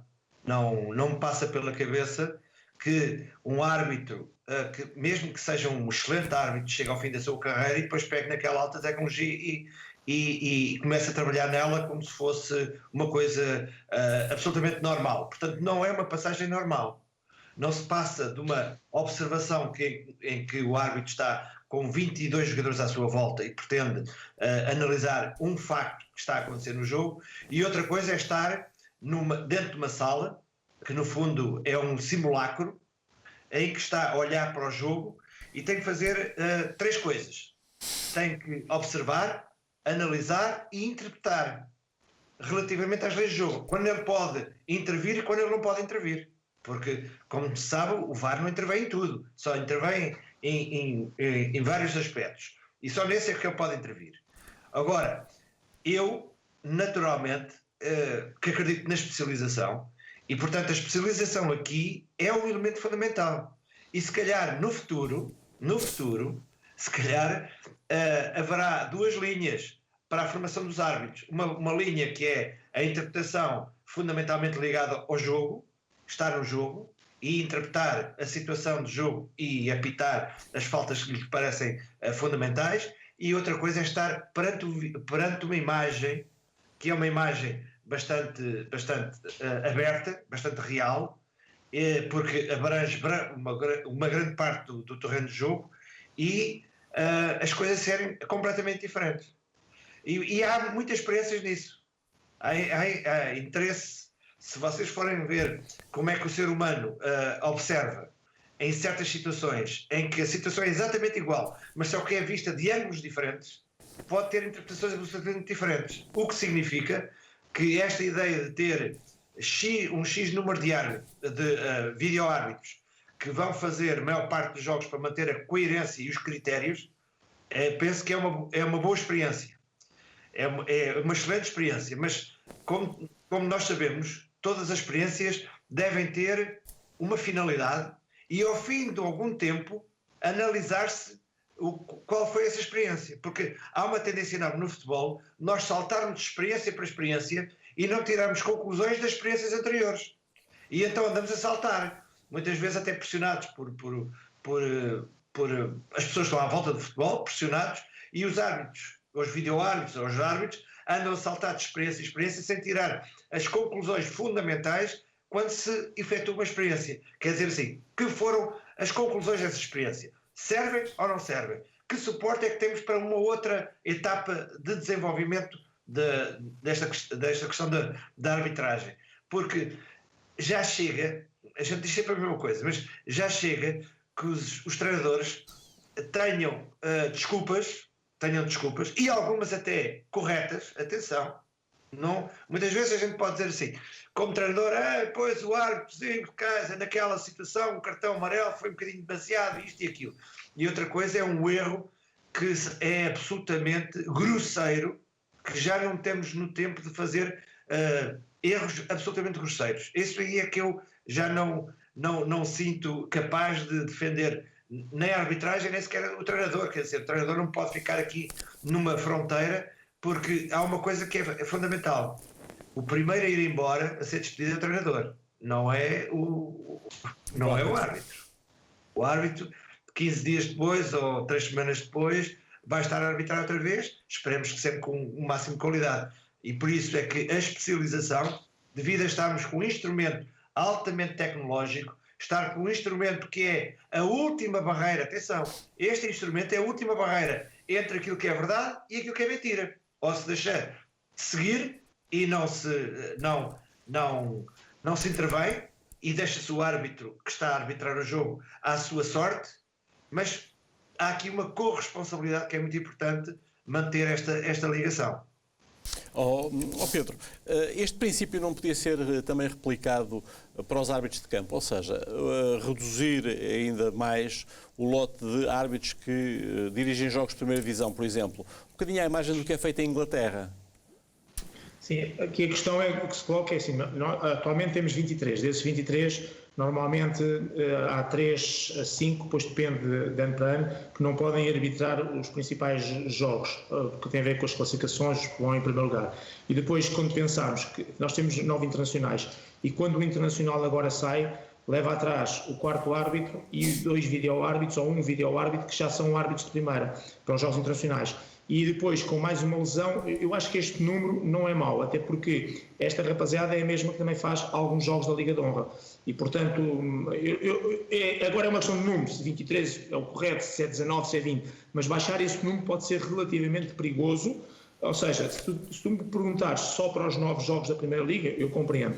Mas este também é um leque de árbitros, de C1, de onde saem árbitros para os jogos da Liga de Honra. E aí já estamos a duplicar o número de jogos. E depois, com alguns jogos em que os quartos árbitros, muitas vezes, e agora com esta questão da vídeo-arbitragem, que por enquanto, se me disser assim, daqui a uns anos temos só 4 especialistas a fazer 80%, então se calhar a fazer vídeo-arbitragem, então já não precisamos tantos para vídeo-árbitro. Neste momento é preciso, não é? Porque a própria regra internacional diz que um vídeo-árbitro tem que ser da mesma categoria do jogo que está a arbitrar. Portanto, ou seja, tens de ter gente suficiente na primeira categoria, chamado C1, de árbitros, para poderem arbitrar, mas também para poderem ser vídeo-árbitros. Não podes ter alguém. Se um dia se especializar, se fizesse uma carreira específica em que partes logo para vídeo-arbitragem, então aí muda, né? Porque depois aí só precisas de árbitros de campo para arbitrar e os vídeo-árbitros é, digamos, um grupo à parte. De qualquer maneira, neste momento, no panorama atual e no contexto atual, não me choca este número, até porque depois os árbitros não é tão visível nesse aspecto, vamos tendo lesões, vamos tendo alguns problemas e o Conselho de Arbitragem às vezes tem dificuldades. Se melhorarmos a qualidade, que esse é um grande problema, é que depois a qualidade também já não é muita, e eu sou muito crítico em relação ao quadro atual, e se não tiveres alguma mínima quantidade, então é o caos. E depois, como temos os clubes sempre a dizer, ei, lá vem o Artur Soares Dias, ou o Tiago Martins, ou o João Guilherme, e a dado momento, se tiveres só 5 ou 6 ou 7 ou 8, é complicado. Mas eu percebo a tua pergunta e acho que faz sentido quando a especialização de vídeo-arbitragem for tal que praticamente são eles que fazem vídeo-árbitro e quando esses árbitros que estás a referir são só para a Primeira Liga. Aí poderá fazer sentido, obviamente, aí faria logo todo o sentido da redução de árbitros, número de árbitros. Olha, vamos ter um árbitro espanhol na final da Champions. Há uns anos nós dizíamos que os espanhóis tinham uma certa proteção porque tinham o Ángel Vilar na arbitragem. Agora já não há Ángel Vilar e continuam também a aparecer mais do que os nossos.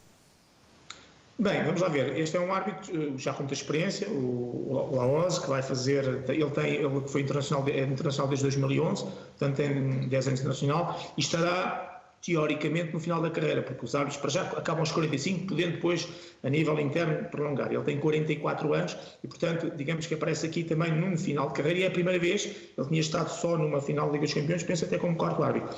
E é a primeira vez que ele aparece a arbitrar um jogo e, portanto, se não fosse agora, também, o tempo já não era muito. Mas é um árbitro, no meu ponto de vista, embora não seja o estilo que eu mais aprecio, em termos de arbitragem, mas isso vale o que vale, obviamente. Mas é um pouco árbitro... discreto. Não percebi. É pouco discreto. Pois, é isso. Mas às vezes pode ser pouco discreto pela positiva. Ele às vezes é pouco discreto um bocadinho no exagero da verbalização, do body language, etc. Mas de qualquer maneira, acho que é um prémio justo para alguém.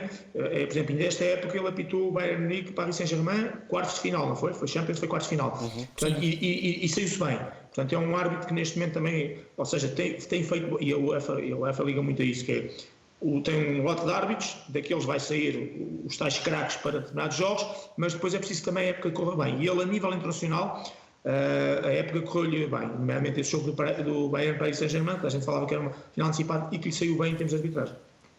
Jorge, temos 1 minuto e meio para tu nos explicares e nos dizeres quem é que vai ser campeão europeu, o Chelsea ou o Manchester City? Penso que não há assim, em princípio, o City parece estar mais bem colocado do que o Chelsea. Agora, naturalmente que é uma final. Ontem vimos uma final que também foi contra todas as... Eventualmente, se calhar, há aqui um amor mais próximo por causa do Manchester United ter um jogador português e, portanto, ontem também tudo que estava a apontar para o Manchester United apontou depois, no final, para a equipa espanhola. Mas penso que vai ser uma boa final. Claro que o City vai expor o seu jogo, tem um jogo de ataque posicional e de circulação e de um jogo fundamentalmente de mais posse de bola, se calhar com algumas oportunidades, mas também cria muitas oportunidades e falhas. E temos do outro lado temos um Chelsea que está bem preparado, com certeza está bem preparado, bem conhecido. As duas equipas conhecem-se bem. Eu até agora gostava de meter aqui uma coisa que é, porque é que não há um árbitro inglês? Porque é que não será um árbitro inglês aqui a arbitrar estas duas equipas? Porque as conhece melhor do que um árbitro espanhol, mas lá está. Eu acho que isto também deve rodar, porque também sou apologista de que deve haver mais árbitros. Eu sou ao contrário, eu gosto de haver mais árbitros e não haver um grupo pequeno de árbitros, maior grupo de árbitros e melhor formação. Aí é que está a questão. É maior formação. Não é formação geral, mas também é formação específica, que é rodar vários árbitros, porque também sabemos que os árbitros também têm lesões, não é? Muitas vezes têm lesões musculares e também muitas vezes têm alguma lesão que é um erro, que depois não se sentem psicologicamente à vontade de arbitrar o próximo jogo, porque isso é uma coisa absolutamente natural. Mas eu penso que a vitória da manhã, não, de sábado, está mais para o lado, e vê-se também logo nas casas de apostas, está mais para o lado do City, porque penso que tem melhor potencial e também é aquela situação de ou é esta, ou penso que o Pep do Guardiola não vai ganhar mais nenhum.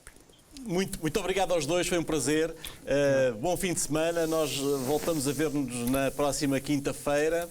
E para si lá em casa também nos despedimos, eu e o André Pipa, cá estaremos na próxima quinta-feira com a Quinta da Bola. Tenham um bom fim de semana.